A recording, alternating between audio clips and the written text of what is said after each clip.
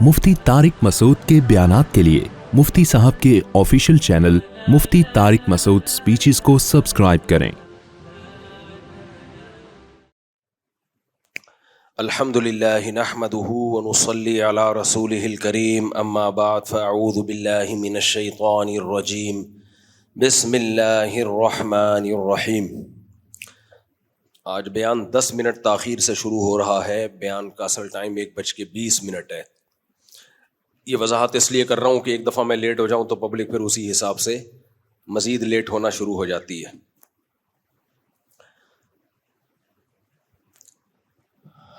الحمد للہ نحمده ونصلی علی رسولہ الکریم، اما بعد فاعوذ باللہ من الشیطان الرجیم، بسم اللہ الرحمن الرحیم۔ والذین آمنوا اشد حبا للہ ولو يرى الذين كفروا اذ يرون العذاب ان القوة لله جميعا وقال النبي صلى الله عليه وسلم سبعة يظلهم الله في ظله يوم لا ظل إلا ظله وفيه رجلان يتحابان في الله اجتمعا عليه وتفرقا عليه۔ قرآن مجید کی ایک آیت اور نبی صلی اللہ علیہ وسلم کی حدیث پڑھی ہے۔ اللہ تعالیٰ سے دعا ہے اللہ تعالیٰ صحیح طرح سے بات کہنے کی، سننے کی، سمجھنے کی اور پھر عمل کی اللہ ہم سب کو توفیق عطا فرمائے۔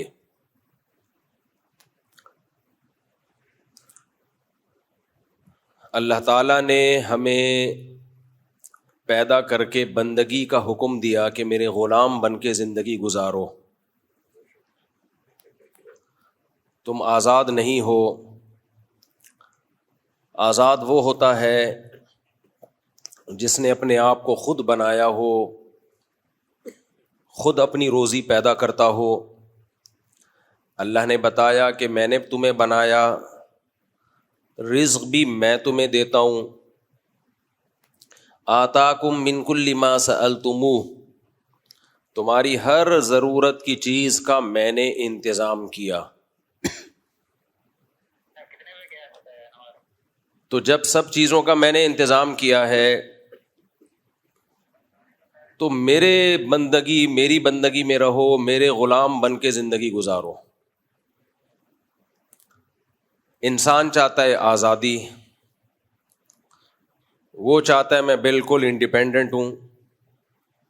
دیکھیں بچہ ماں باپ سے آزادی چاہتا ہے، عورت شوہر سے آزادی چاہتی ہے، شوہر بیوی سے آزادی چاہتا ہے، لوگ حکومت سے آزادی چاہتے ہیں،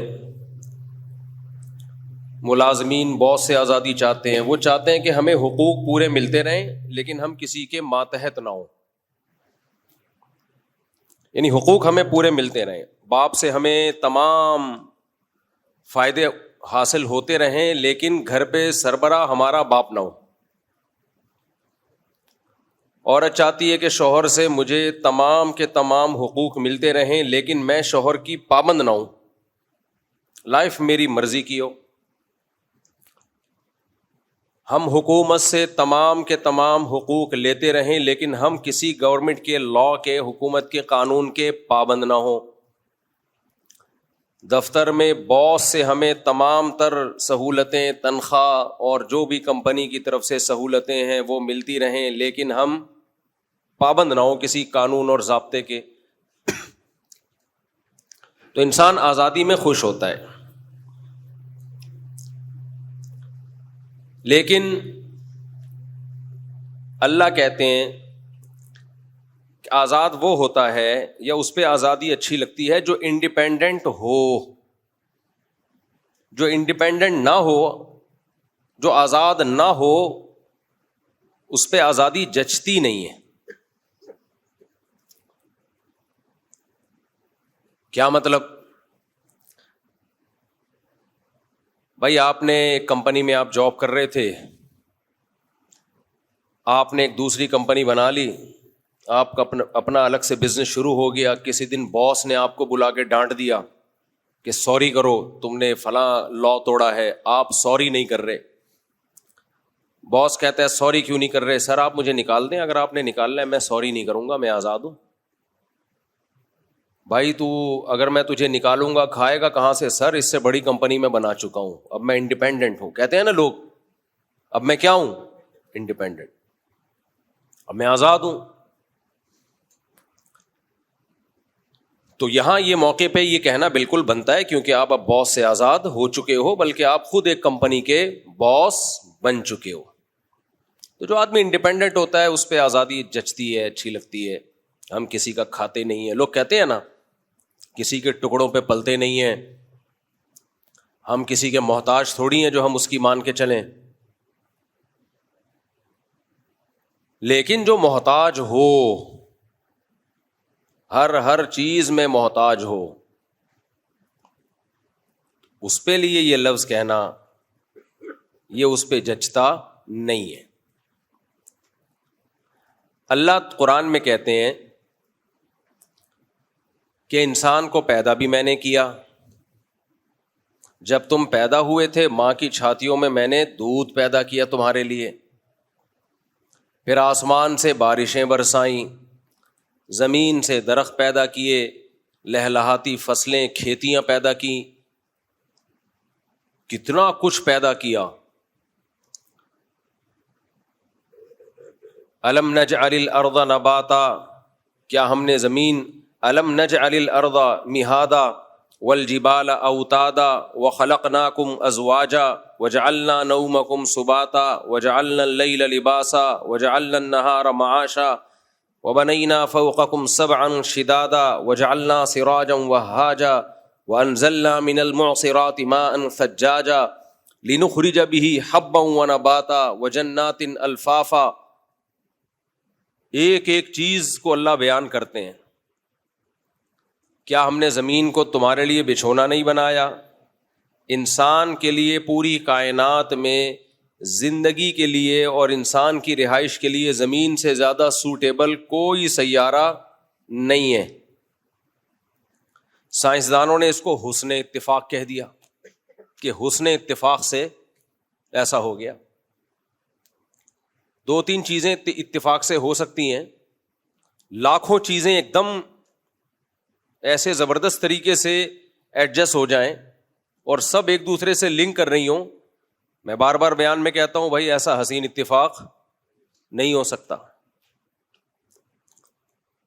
ایسا حسین اتفاق نہیں ہو سکتا کہ آپ کو جب روٹی کی ضرورت ہو دھماکہ ہو روٹی آ جائے، جب پانی کی ضرورت ہو دھماکہ ہو پانی آ جائے.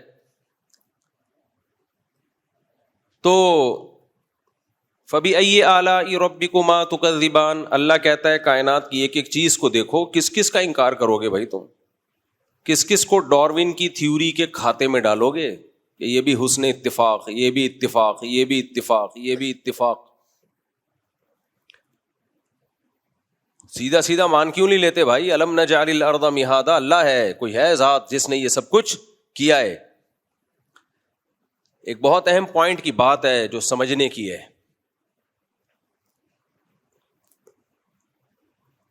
دیکھو کوئی بھی چیز جو ثابت ہوتی ہے نا، ہمارے پاس جو علم آتا ہے، علم، نالج، معلومات کے حصول کے ہمارے پاس دو راستے ہوتے ہیں. کتنے راستے ہوتے ہیں؟ دو. ایک کو ہم کہتے ہیں مشاہدہ، تجربہ، اس سے بہت ساری چیزوں کی ہمیں نالج حاصل ہوتی ہے. بعض دفعہ ہمیں نالج حاصل ہوتی ہے، کسی نے ہمیں آ کے خبر دی اور جو خبر دینے والا ہے اس کے سچا ہونے کا ہمیں یقین ہوتا ہے کہ یہ سچ بولتا ہے، یہ جھوٹ نہیں بولتا. اس سے بھی ہمیں معلومات حاصل ہوتی ہیں. اللہ کرے دماغ میں بات اتر جائے. اور آج کل ایک سائنٹسٹ مارکیٹ میں آئے ہوئے ہیں، ہود نام ہے ان کا. وہ بہت سائنس کرتے رہتے ہیں اور گو کہ وہ اللہ کے وجود کو مانتے ہیں لیکن اللہ کی ماننے کے لیے بالکل بھی تیار نہیں ہے. وہ کہتے ہیں سائنس نے سب چیزیں دو چار کی طرح کھول کے رکھ دی ہیں، تو ہمیں اللہ سے دعا مانگنے کی کیا ضرورت ہے اور اللہ کو بیچ میں لانے کی. ان کا حاصل یہی ہے. قیصر راجہ صاحب نے ان کے بڑے اچھے جوابات دیے. خیر سر راجہ ثواب کے جوابات تو سائنسی بنیادوں پہ ہوتے ہیں، میں عقلی بنیادوں پہ کچھ باتیں رکھ رہا ہوں آپ کے سامنے. وہ کہتے ہیں اس میں کوئی شرم کی بات نہیں، ہم بندر سے وجود میں آئے ہیں. سائنس بہرحال یہ کہتی ہے، اب اس میں کوئی کسی کو شرم آ رہی ہے کہ ہمارے باپ دادا بندر تھے یا شرم نہیں آ رہی ہے، بہرحال سائنس نے یہ دعویٰ کیا ہے کہ ہم کہاں سے چلے ہیں؟ بندر سے. یعنی یہ حسن اتفاق ہے کہ ایوالو ہوتے ہوتے، ارتقاء ہوتے ہوتے یہ ہمارا ڈیزائن وجود میں آ گیا. تو جو لوگ ان جیسے اسکالرز کی تحقیقات سے متاثر ہیں نا، ان کے لیے میں یہ بات آسان لفظوں میں کہوں گا، اس کو خوب سمجھیں اور واضح اس پہ کلپ بنانا ہے. کیلپ، کراچی والے زیر بہت دیتے ہیں، کیلپ. اصل جو اوریجنل کراچی ہے نا وہ کراچی ہے، کراچی سے بات کر رہا ہوں میں. کراچی کے جو لوگ اوریجنل ہیں نا، جو صحیح کے یہاں کے ٹھیٹھ، وہ ایسے کہتے ہیں میں کراچی سے بات کر رہا ہوں، کراچی سے. وہ نون بھی لگاتے ہیں غنہ اور زیر بھی بہت زیادہ لگاتے ہیں، کراچی سے بات کر رہا ہوں. اور جو اوریجنل پنجابی ہوں گے وہ طارق نہیں، وہ طارق، طارق بھائی، وہ زبر لگاتے ہیں. خیر ابھی تو ہم ہود بھائی کی طرف چل رہے ہیں، وہ زیر لگائیں یا زبر لگائیں. ایک بات خوب ہے، اصول اور ضابطہ سمجھیں. دلیل کسے کہتے ہیں؟ دلیل دو طرح کی ہوتی ہے، ایک ہے تجربہ اور مشاہدہ. تجربے اور مشاہدے کی بیس پہ ہمیں علم حاصل ہوتا ہے، اور بعض دفعہ ہم علم حاصل ہوتا ہے کوئی خبر دینے والا ہمیں خبر دیتا ہے.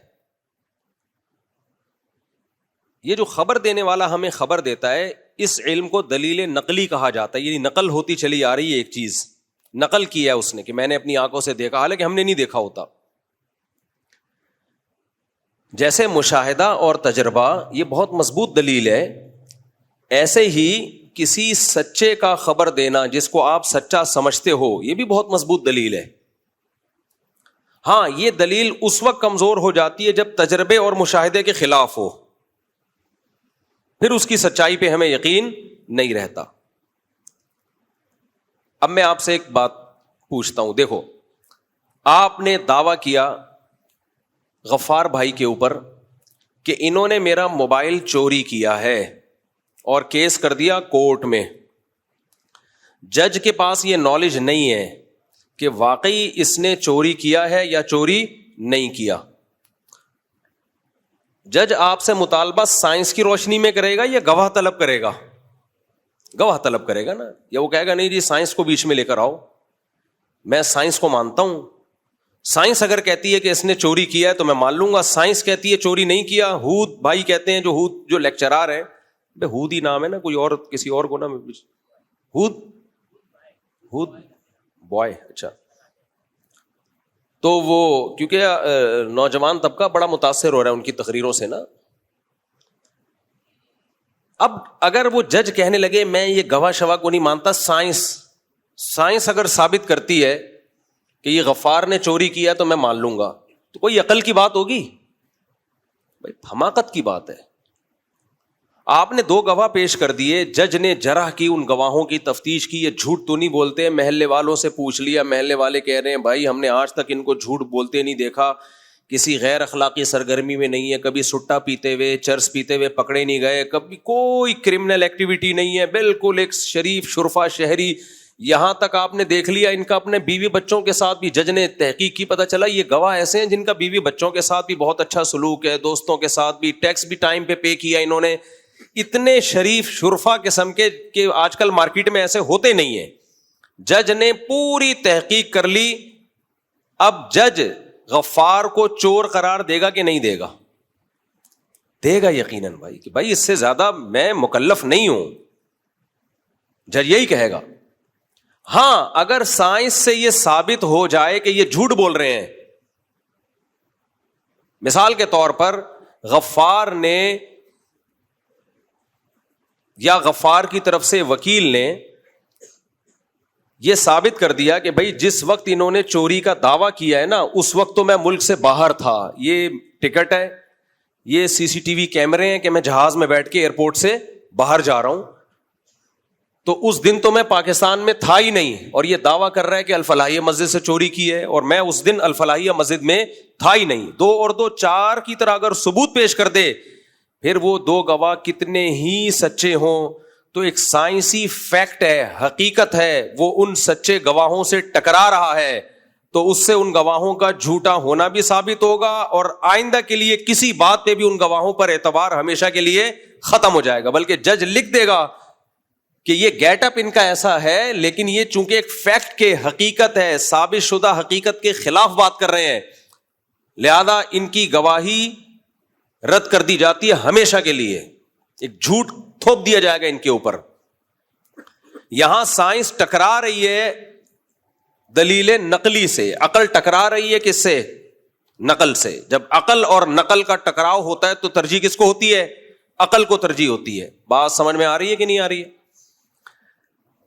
اب ہوا یہ کہ ہمیں نہیں پتا کائنات کی ابتدا کیسے ہوئی, خود سے ہوئی یا کسی نے یہ ابتدا کی ہے. انسان کی ابتدا کیسے ہوئی, ایوالو ہوا ہے یا ڈائریکٹ مٹی سے بنا کے کسی نے اس میں جان ڈال دی ہے, ہمیں نہیں پتا یہ سب. لہذا اس میں مختلف نظریات وجود میں آئے, کسی نے کہا ایسے ہوا, کسی نے کہا ایسے ہوا. تو ڈارون بھی ایک سائنٹسٹ تھا, اس نے بھی ایک رائے قائم کی, میں بھی ایسے ہوا ہو سکتا ہے کہ ایسے ہوا ہو. ایک نظریہ پیش کیا اس نے جو اب تک 200 سال کے بعد بھی ایک نظریہ ہی ہے, وہ فیکٹ نہیں ہے, حقیقت نہیں ہے, کیونکہ اس پہ بہت بڑے بڑے اشکالات ہوتے ہیں. آنکھ کیسے بن گئی بھائی؟ ایوالو ہونے کے لیے کوئی سرا تو چاہیے نا, کوئی سرا تو چاہیے, کہاں سے ابتدا ہوئی ہے. اور میں بار بار آپ کو بتاتا ہوں کہ یہ جتنے خدا کے منکر ہیں, ملحد ہیں, یہ ایک اہم ترین سوال پی جاتے ہیں, اس کو پی کے آگے سے شروع کرتے ہیں. آپ جتنے بھی ملحد ہیں نا, ایتھیسٹ ہیں, ان سے جب پوچھیں کہ اس کائنات کو کس نے بنایا, تو کہیں گے یہ خود سے بنی ہے, دھماکہ ہوا تھا. دھماکہ غبارے میں ہوا تھا, ہوا میں, کوئی یا تو انرجی ہوگی یا کوئی مادہ ہوگا, وہ مادہ کس نے پیدا کیا, وہ انرجی کہاں سے آئی.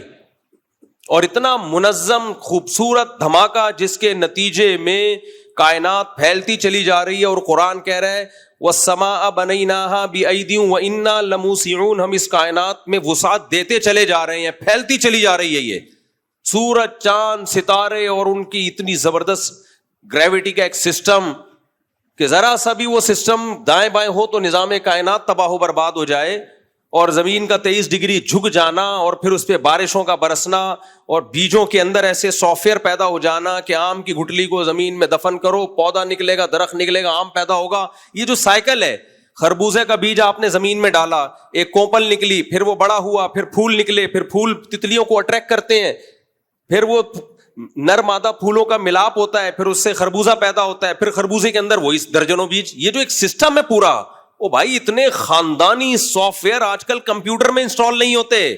ایوالو ہو کے خربوزے کے بیج میں, تربوز کے بیج میں, انار اور ہر چیز میں, اور پھر خود انسان, اور 9 مہینے میں پانی کے اندر ایسے سافٹ ویئر انسٹال ہو گئے ہیں کہ وہ ماں کے رحم میں جاتا ہے وہ پانی, اور 9 مہینے میں بچہ بن کے نکلتا ہے, نکلتے ہی ماں کی چھاتیوں میں دودھ آ جاتا ہے. یہ حسن اتفاق ہے بھائی, یہ بائی چانس ہو گیا یہ سب.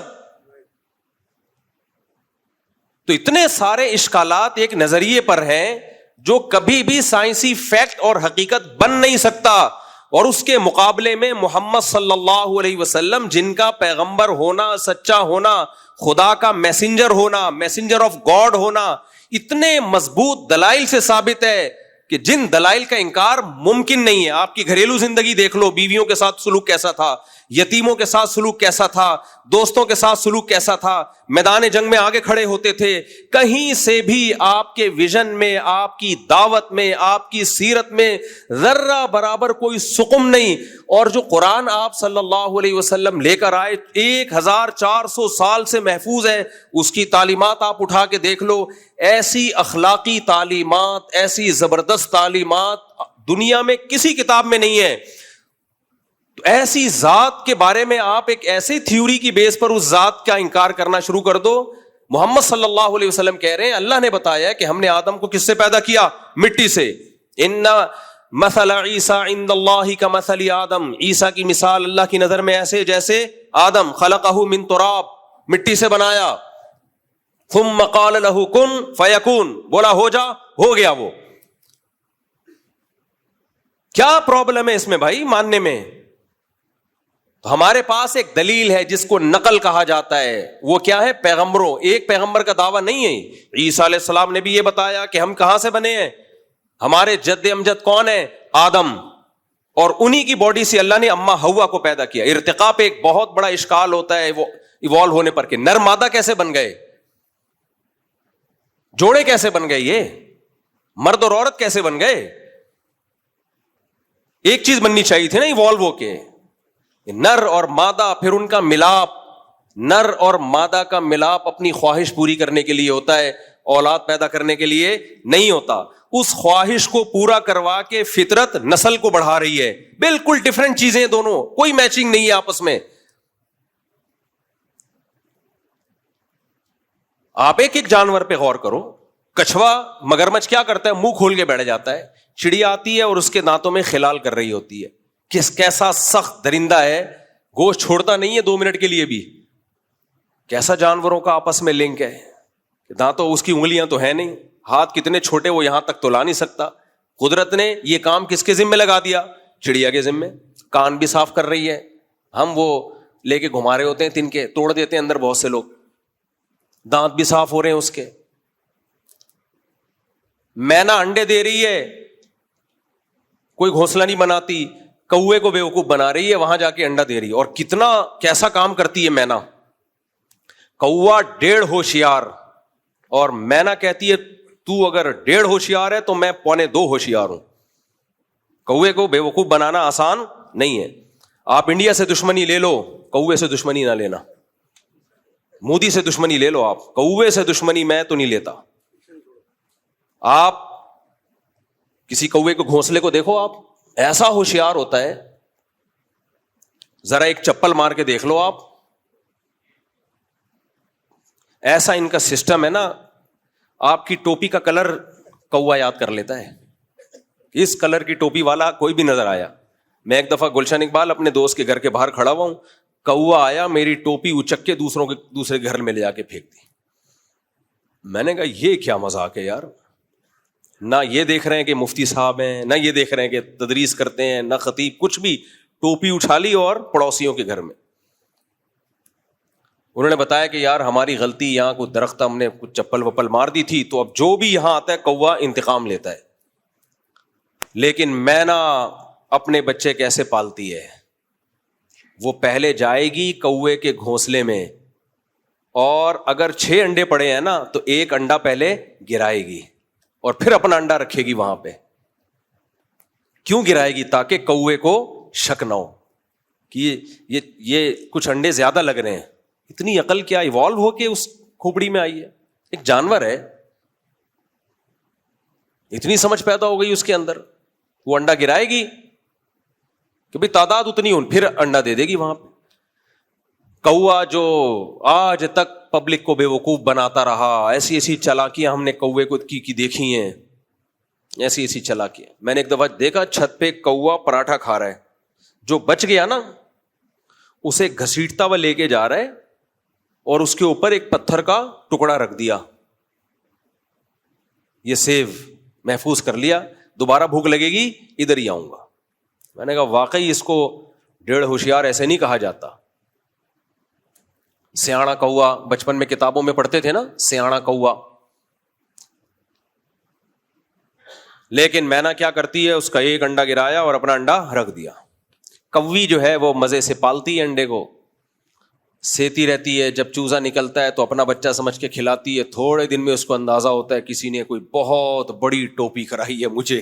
صحیح ہے، کسی نے بہت بڑی ٹوپی کرائی ہے. پورا ایک کائنات میں مینجمنٹ ہے، نظام ہے بڑا خوبصورت. اسی سے پرندے چہچہا رہے ہیں. آپ ان پرندوں کے گھونسلے بنانے کا طریقہ دیکھو یار، خدا کی قسم عقل اندھی نہ ہو گئی ہو, دل اندھے نہ ہو گئے ہوں, تبھی قرآن کیا کہتا ہے, فَإِنَّهَا لَا تَعْمَى الْأَبْصَارُ وَلَكِنْ تَعْمَى الْقُلُوبُ الَّتِي فِي الصُّدُورِ.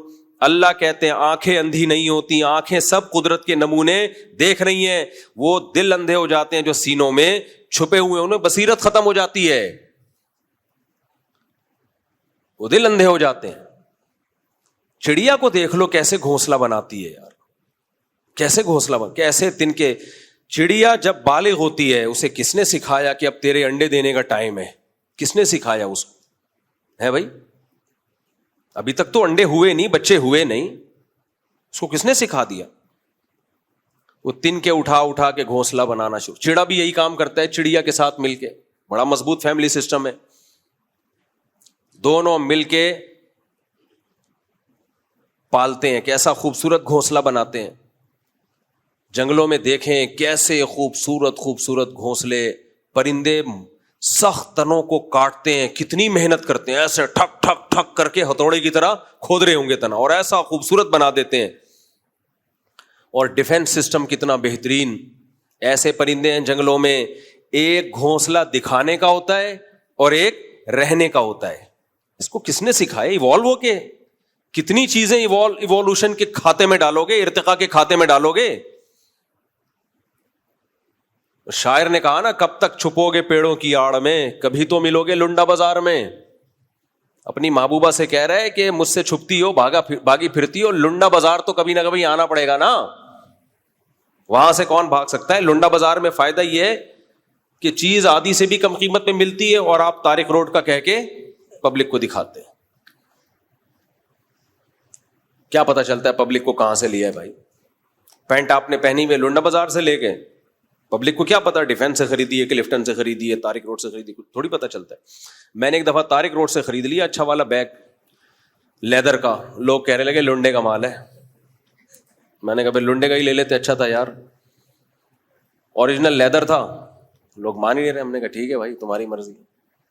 تو کب تک چھپو گے پیڑوں کی آڑ میں, کبھی تو ملو گے لنڈا بازار میں. تو بھائی کب تک جان چھڑاؤ گے, خدا کا انکار کرو گے, نبی صلی اللہ علیہ وسلم کا انکار کرو گے, ایک ایک چیز کہیں تو پھنسو گے, آ کے کہیں تو پھنسو گے, اور ماننا پڑے گا یہ آٹومیٹیکلی خود بخود یہ سب کچھ نہیں ہو سکتا.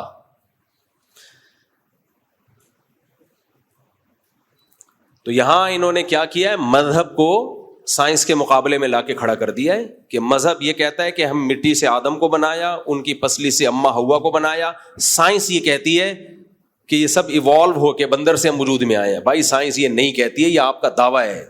سائنس نے ایک امکان پیش کیا ہے کہ میں بھی ہو سکتا ہے ایسے ہوا ہو, تو ہو سکنے کو تو لاکھوں احتمالات ہیں.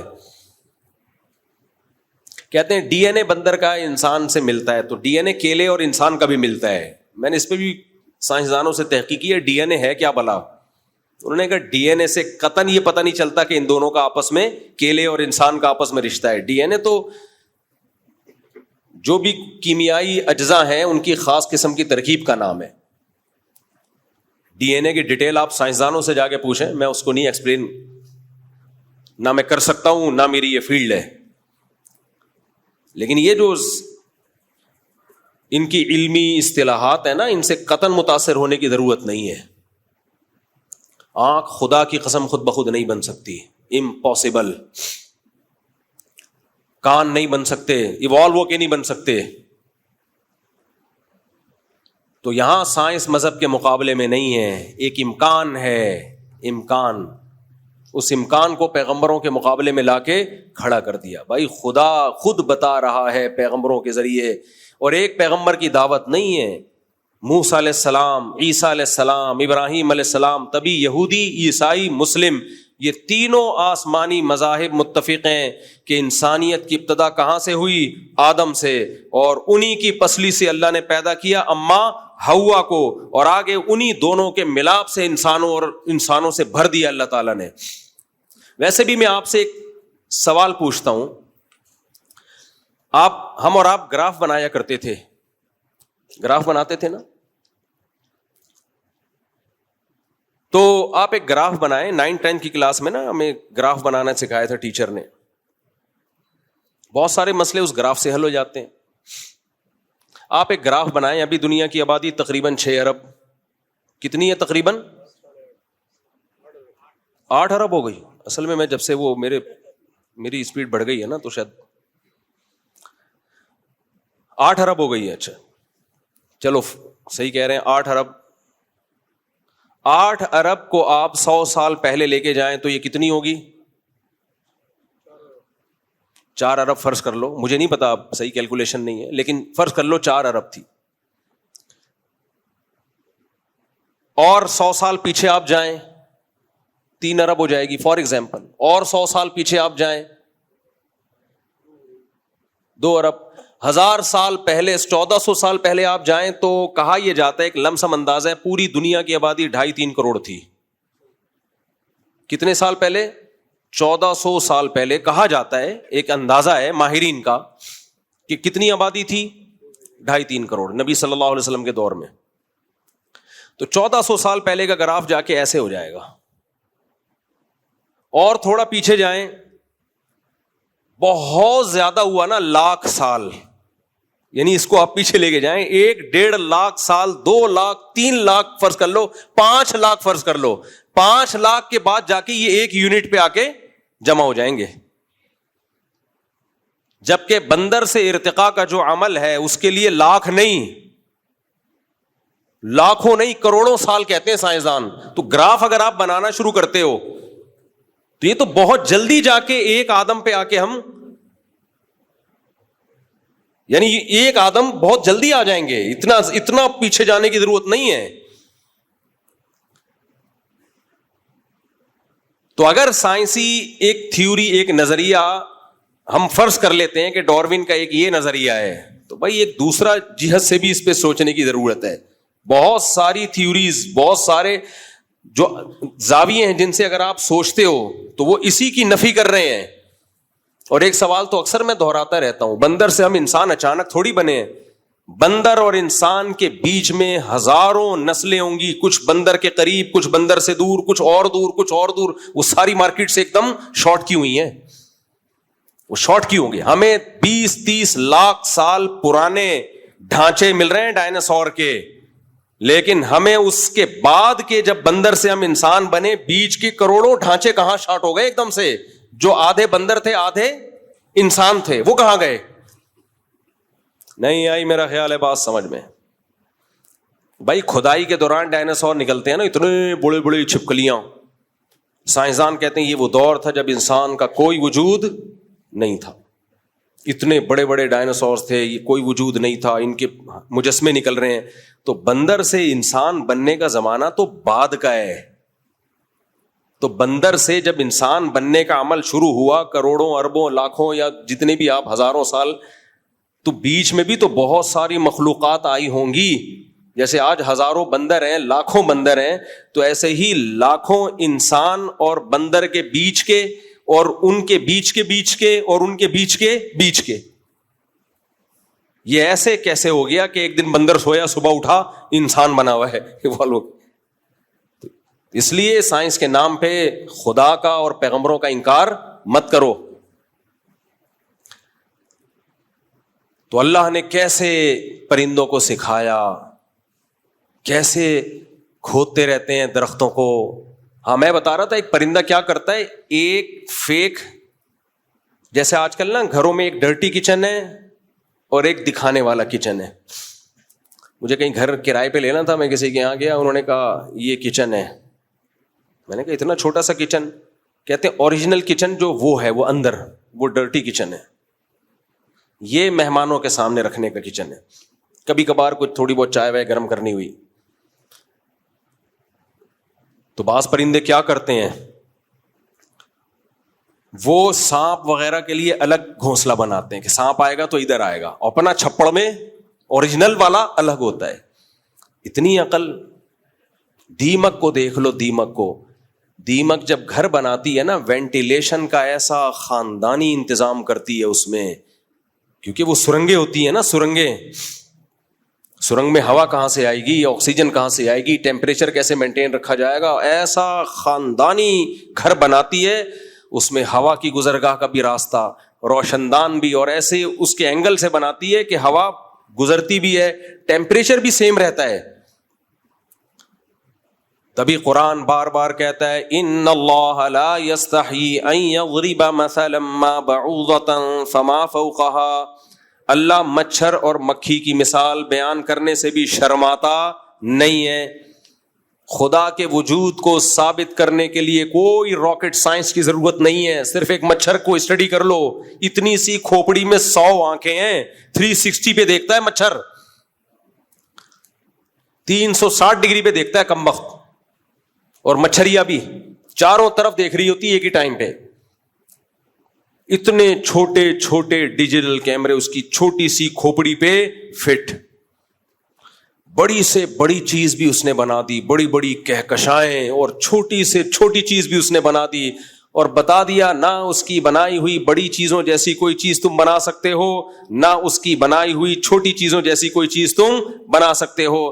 سورہ لقمان میں دیکھو, ھذا خلق اللہ, اللہ اپنی قدرت کے نمونے بیان کر کے کہتا ہے یہ میری بنائی ہوئی تخلیق ہے. فارونی ماذا خلق الذین من دونی, میرے علاوہ جو لوگوں نے بنایا ذرا وہ بھی اس کے مقابلے میں لا کے دکھاؤ, پھر تم ان کو معبود ماننا. بیان کا ٹاپک کچھ اور تھا, نکل ہم کہیں اور گئے, تو ٹینشن لینے کا نہیں ہے, ٹینشن بالکل نہ لیا کریں. لوگوں نے کمنٹس کیے ہوتے ہیں مفتی صاحب ٹاپک کوئی اور تھا اور آپ نکل کہیں اور گئے, تو کہاں نکلے ہم, غلط جگہ چرس پرس کی طرف تھوڑی نکل گئے ہم. پشاور جب انسان جا رہا ہوتا ہے تو بیچ میں دائیں بائیں قیام طعام بھی ہوتا ہے, چائے پینے چلا جاتا ہے. اب کیا ہوا, اور جا پشاور رہتے چائے کے لیے نکل گئے, تو چائے پینے جا رہا ہے بھائی, کوئی چرس پینے تو نہیں جا رہا نا, تو بات تو غلط نہیں کر رہے نا ہم. تو ہم وہ جو ہود صاحب ہے نا, ہود صاحب, ان کی خدمت میں گزارش ہے کہ سائنس نظریہ ارتقاء میں اسلام سے ٹکراتی نہیں ہے. آپ نے خام میں ایک چیز جو ایک امکان تھا, اور ہر امکان کے پیچھے کچھ تانے بانے ملتے ہیں, کچھ چیزیں ہوتی ہیں تبھی تو وہ اس امکان کو امکان سمجھا جاتا ہے. تو ایسے تو کچھ نہ کچھ تو ہر جگہ مل جائے گا آپ کو, کچھ نہ کچھ قرائن ہر جگہ مل جاتے ہیں, اس کو دلیل تھوڑی کہا جاتا ہے. دیکھو مجھے ایک بات بتاؤ, آپ نے ٹرین کو ہاتھ لگایا چل پڑی, بعض دفعہ ایسے ہوتا ہے, ہمارے یہاں تو ایسا ہی ہوتا ہے, ٹرین کو ہاتھ لگایا چل پڑی, ہاتھ لگایا رک گئی. ابھی ایک امکان ہے کہ آپ کے ہاتھ لگانے سے چلی ہو, لیکن اتفاق بھی تو ہو سکتا ہے, اتفاق ہی ہے نا یہ. بھائی ٹرین کا ڈرائیور آپ کے ہاتھ لگانے کا انتظار تھوڑی کر رہا ہے. بعض دفعہ ایسے ہوتا ہے ہم ہاتھ لگاتے ہیں ٹرین چل پڑتی ہے, وہ ہمارے ہاتھ لگانے سے نہیں چلی ہوتی, وہ اتفاق سے اس کا چلنے کا ٹائم ہو گیا ہوتا ہے, اتفاق سے اس کا بریک لگانے کا ٹائم ہو گیا ہوتا ہے, دو اتفاق آپس میں مل گئے ہوتے ہیں. تو اس کو دلیل نہیں کہا جاتا کہ جی دلیل یہ ہے کہ جب میں نے ہاتھ لگایا تو اس وقت چلی تھی, ہاتھ لگایا اس وقت رک گئی, اس کو دلیل تھوڑی کہا جائے گا. ایسے ہی ڈاروین کی تھیوری کو درست ثابت کرنے والے کچھ امکانات کی دنیا میں کچھ قرائن پیش کرتے ہیں کہ دیکھو جب ہم سرد علاقوں میں جا کے رہتے ہیں تو ہمارے جسم اس کے حساب سے اپنے آپ کو تبدیل کر لیتا ہے, تو اس کا مطلب جسم میں ماحول کے حساب سے چینجنگ آتی ہے. بھائی یہ چینجنگ, تھوڑی بہت چینجنگ جو انسان کے مخلوق کے زندہ رہنے کے لیے ضروری ہے, یہ تو خدا کی قدرت کی ایک دلیل ہے. اتنی بڑی چینجنگ کیا آپ جناب پوری آنکھ اگائے, صحیح ہے نا, اس میں اتنے زبردست کیمرے فٹ ہو جائیں, ایسی خوبصورت ایڈجسٹمنٹ ہو جائے, اور فٹ بھی کھوپڑی میں ہی ہو, ادھر ادھر نہیں ہو رہی, جا کے کان ادھر فٹ ہو گئے, زبان ادھر فٹ ہو گئی, دل جگر دماغ گھٹنے 360 اور اس کے قریب قریب جوڑ, ان کی ایڈجسٹمنٹ, اور نر الگ مادہ الگ, اور دونوں کا ملاپ خواہش پوری کرنے کے لیے ہو رہا ہے, اور اس کے نیچے بچہ پیدا ہو رہا ہے, اور جس دن پیدا ہو رہا ہے اسی دن ماں کی چھاتیوں میں دودھ آ رہا ہے. یہ نہیں ہو سکتا بھائی, اٹ ازنٹ پاسبل, یہ ممکن نہیں ہے جب تک کوئی مینیجر نہ ہو, کوئی خلاق خالق نہ ہو, کوئی کریٹر نہ ہو, کوئی نظام کائنات کو چلانے والا نہ ہو. اسی لیے اللہ نے خدا کے منکروں کے لیے جتنی سخت سزا رکھی ہے نا, اتنی کسی کے لیے نہیں رکھی ہے, کیونکہ دنیا میں ناشکرے کو کوئی بھی اچھا نہیں کہتا. ناشکر, سب سے بڑی ناشکری ہے کہ آپ بنانے والے کا انکار کر دو, جس نے بنایا ہے.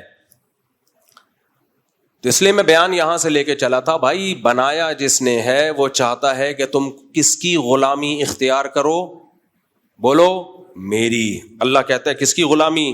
میری۔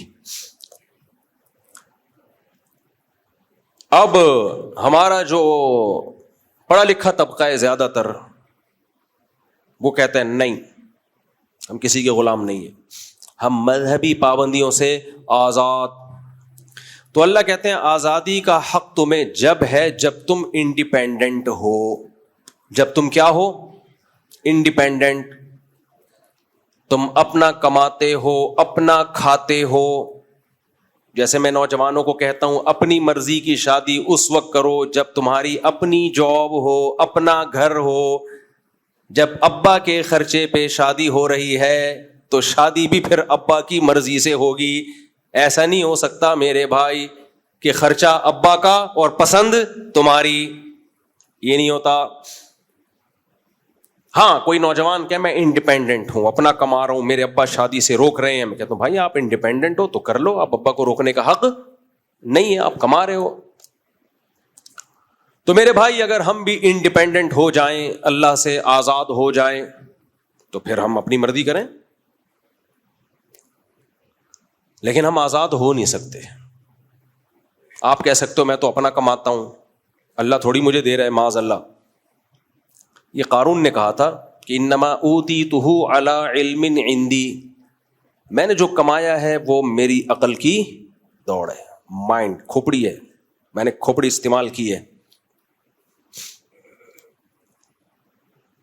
بھائی کھوپڑی تو نے استعمال کی ہے، سب سے پہلی بات یہ کھوپڑی تجھے جہیز میں ملی ہے، سسرال نے دی ہے تجھے۔ یہ کھوپڑی بنائی ماں کے پیٹ میں کس نے؟ بولو نا، اللہ نے بنائی۔ جو ہاتھ تو نے استعمال کیے کمانے کے لیے، یہ ہاتھ تجھے کس نے دیے؟ اللہ نے دیے۔ پاگل آدمی تھوڑی کچھ کما سکتا ہے، پاگل بنا کے کمایا جا سکتا ہے۔ خود اگر آپ پاگل ہیں پھر کچھ نہیں کما سکتے، بلکہ پاگل بنا کے زیادہ کمایا جا سکتا ہے۔ پاگل بنا کے کمانے کا طریقہ بتاؤں؟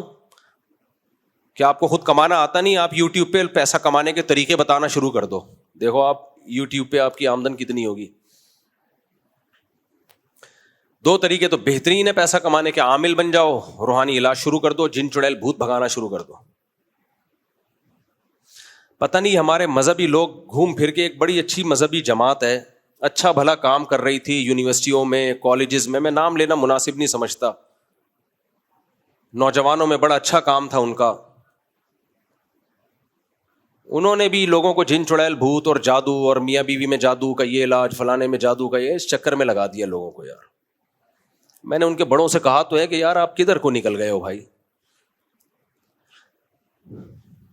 فلانے میں جادو ہوا تو یہ علاج ہے، بھائی کہاں سے، بس جادو ہو گیا، سورہ فلق سورہ ناس پڑھ کے دم کرو، اور اتنا آسان نہیں ہے یہ، اپنی غلطیوں کو جادو پہ ڈال دیتے ہیں۔ مذہبی آدمی کا زوال شروع ہوتا ہے جادو ٹونے اور یہ ان سب چیزوں میں لوگوں کو ڈال دیتا ہے وہ۔ یا تو ایک طرف ہم اتنے لبرل بن جاتے ہیں کہ خدا ہی کا انکار کر بیٹھتے ہیں، اور جب مذہب کی طرف آتے ہیں تو ایسی چیزوں پہ بلیو کرنا شروع کر دیتے ہیں، لاجک کی بات ہی نہیں کر رہے ہوتے، لوگوں کو توہم پرستی میں ڈالنا شروع کر دیتے ہیں۔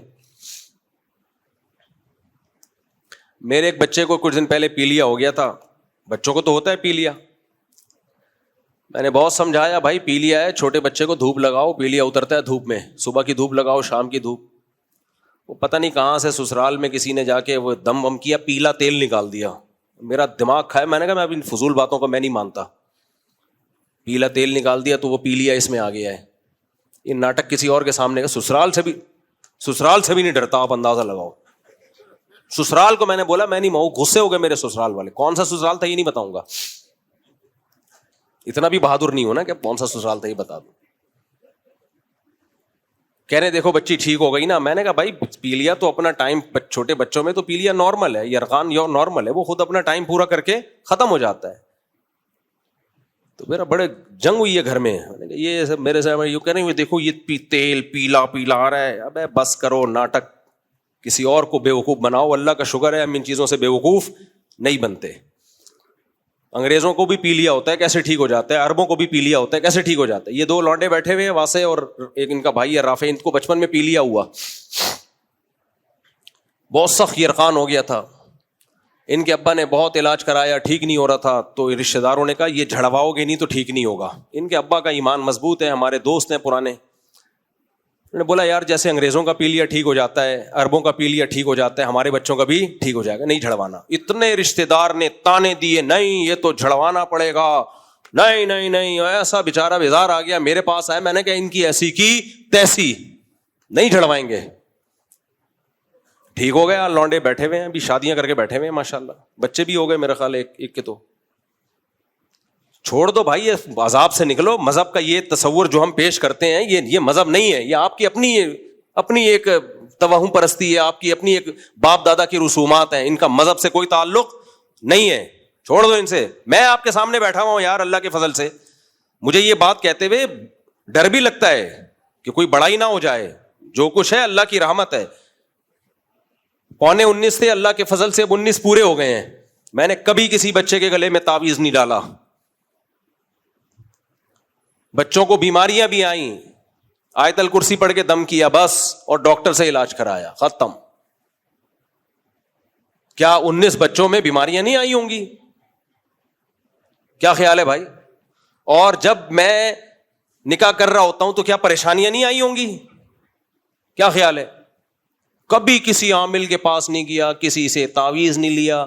ایک دفعہ کیا ہوا, جب میں نے ایک دفعہ شادی کی, شادی تو ویسے کئی دفعہ کی ہے, لیکن ایک دفعہ جب میں نے شادی کی تو گھریلو حالات بہت خراب ہو گئے, اور بڑا وہ جو ہوتا ہے نیچرل ہے. ایک صاحب آئے, کہنے لگے ایک بہت بڑے بزرگ ہیں, ان سے آپ کو میں تعویذ دلواتا ہوں, ایک دم گھر میں سکون ہو جائے گا. میں نے کہا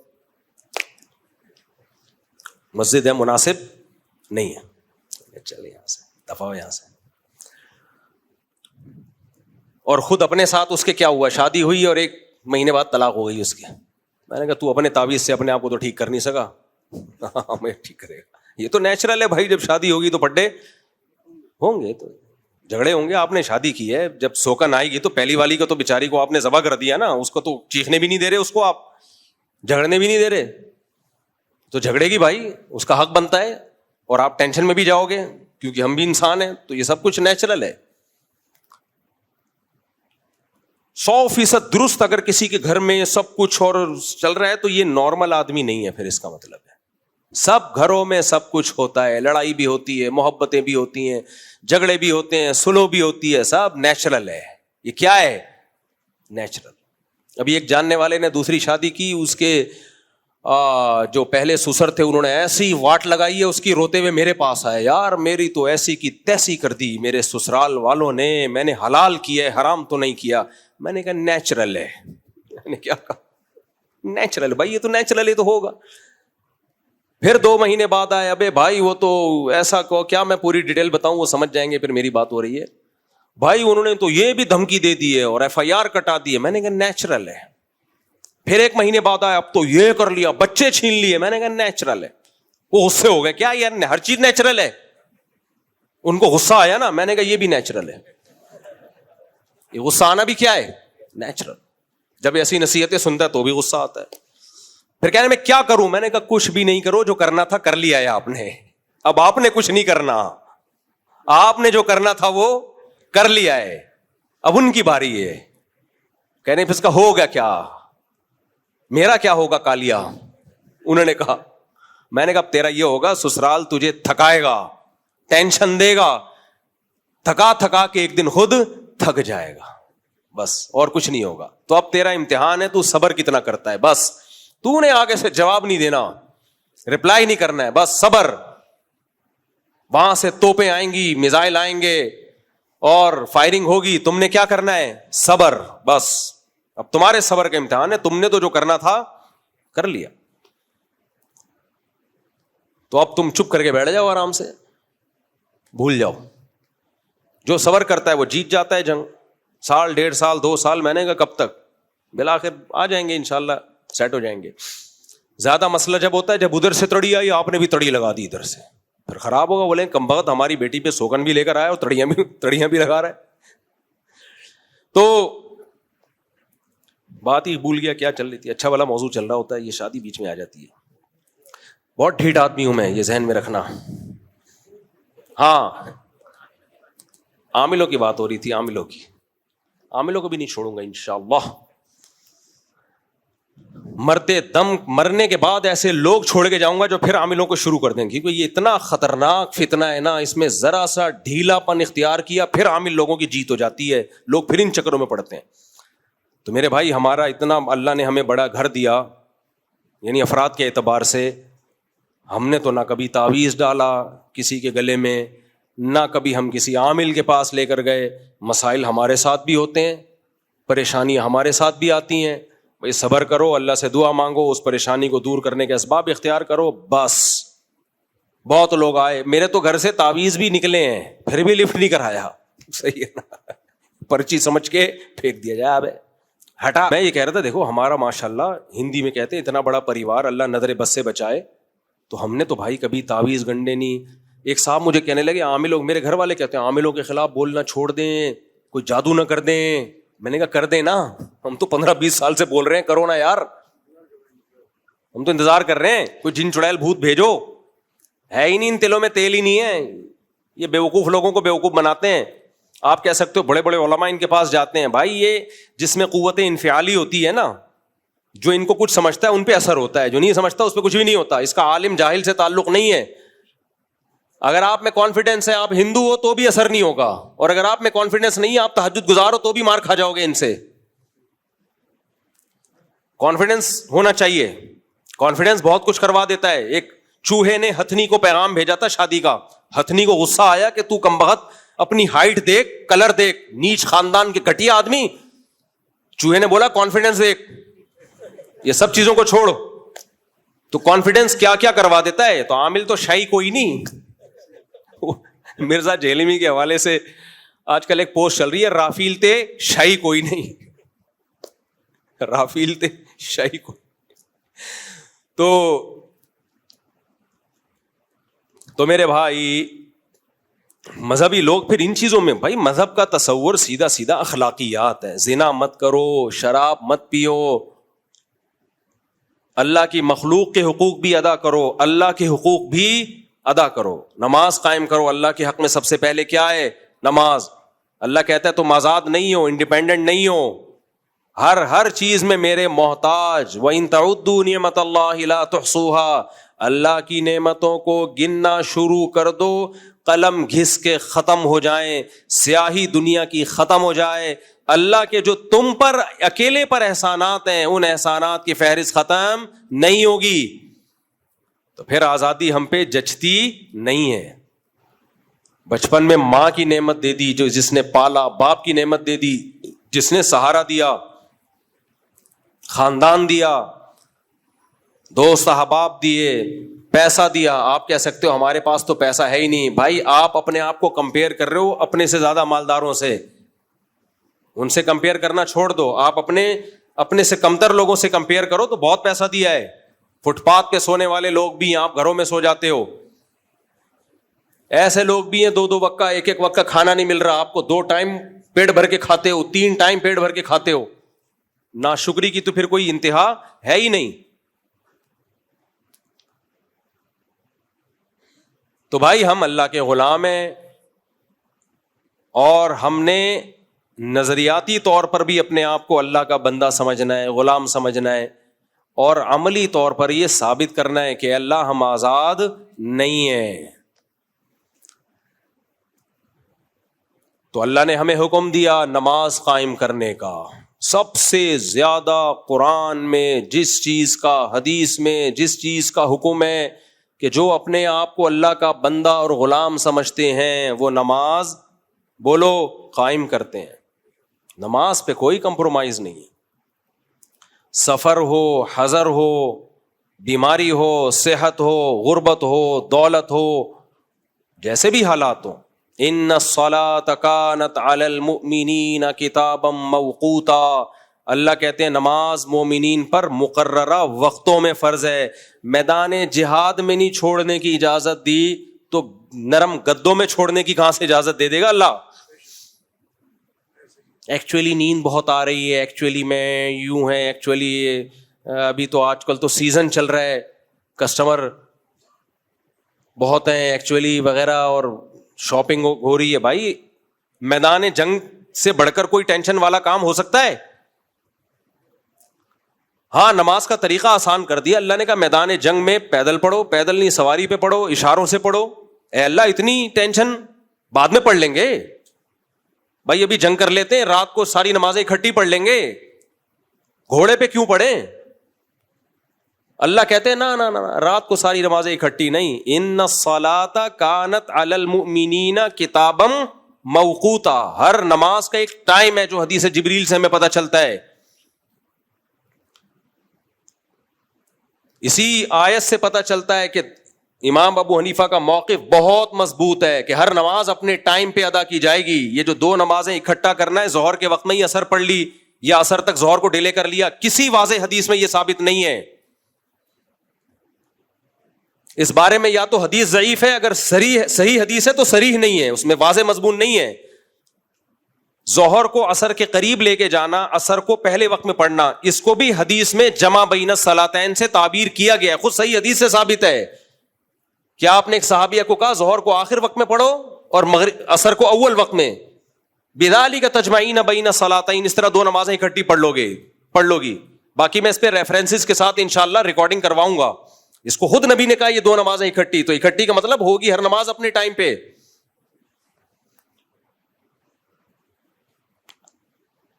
باقی لوگ حدیث صحیح مسلم کی حدیث پیش کرتے ہیں کہ نبی صلی اللہ علیہ وسلم نے دو نمازیں اکٹھی پڑھی, عشاء کے وقت میں آپ نے جمع کیا مغرب اور عشاء کو. تو اس حدیث کا یہ مطلب نہیں ہے کہ مغرب کو عشاء کے وقت میں پڑھا, اس کا مطلب دوسری حدیثوں کو ملا کے پتہ چلتا ہے مغرب کو آخری وقت میں پڑھا, اس کے فوراً بعد عشاء. تو جمع کا عمل جو کمپلیٹ ہوا ہے وہ عشاء کے ٹائم پہ ہوا ہے, وہ مغرب کے ٹائم پہ نہیں ہوا. سمجھ میں آ رہی ہے بات کہ نہیں آ رہی ہے؟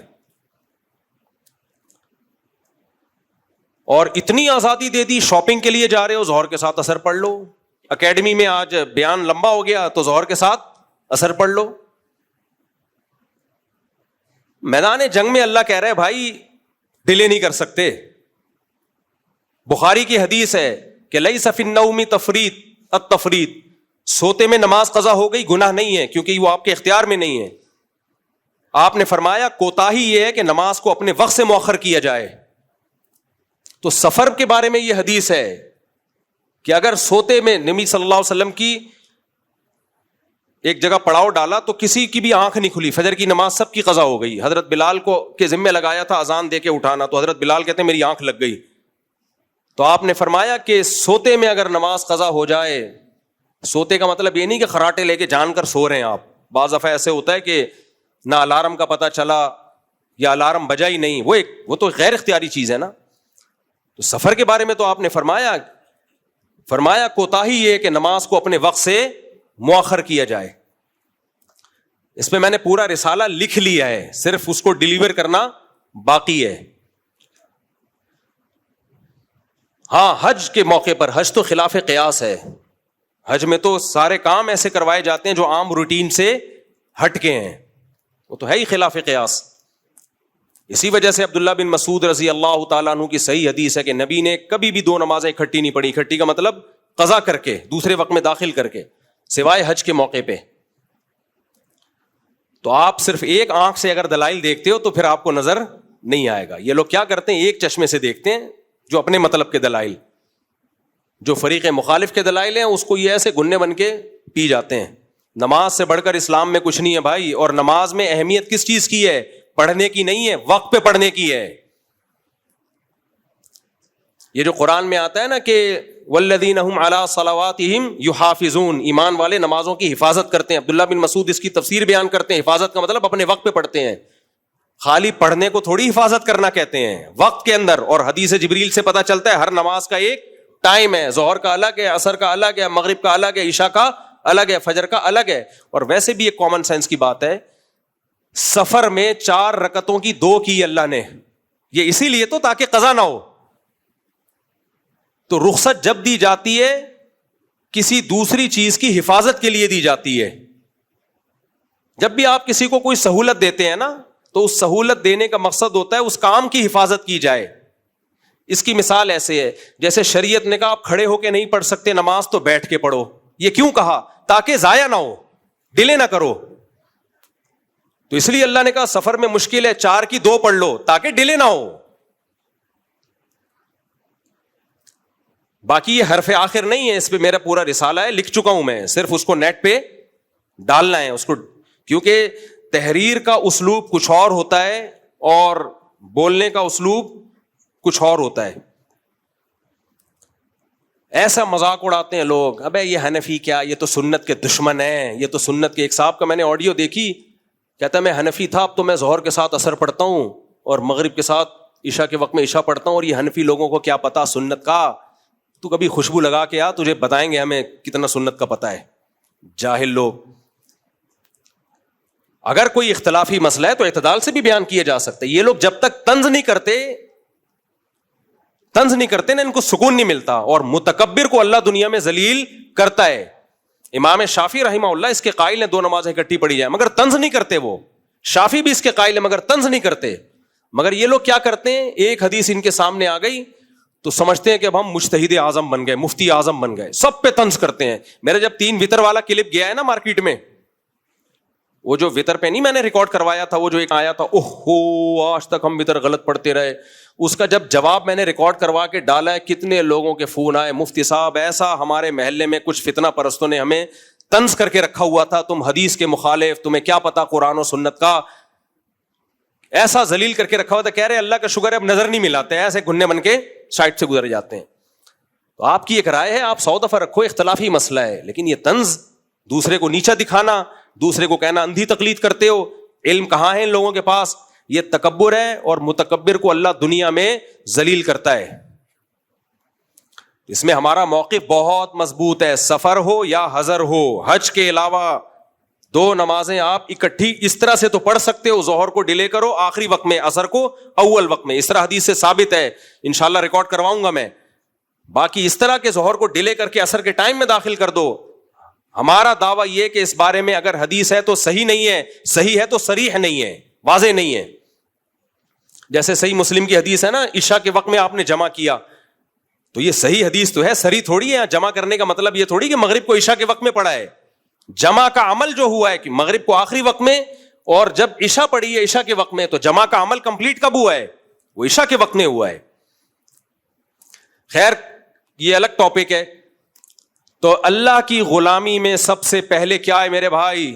نماز. سب سے پہلا اللہ کے حقوق میں سوال کس کا ہوگا؟ نماز کا ہوگا. نماز کے بغیر اللہ اسلام کو مانتا نہیں ہے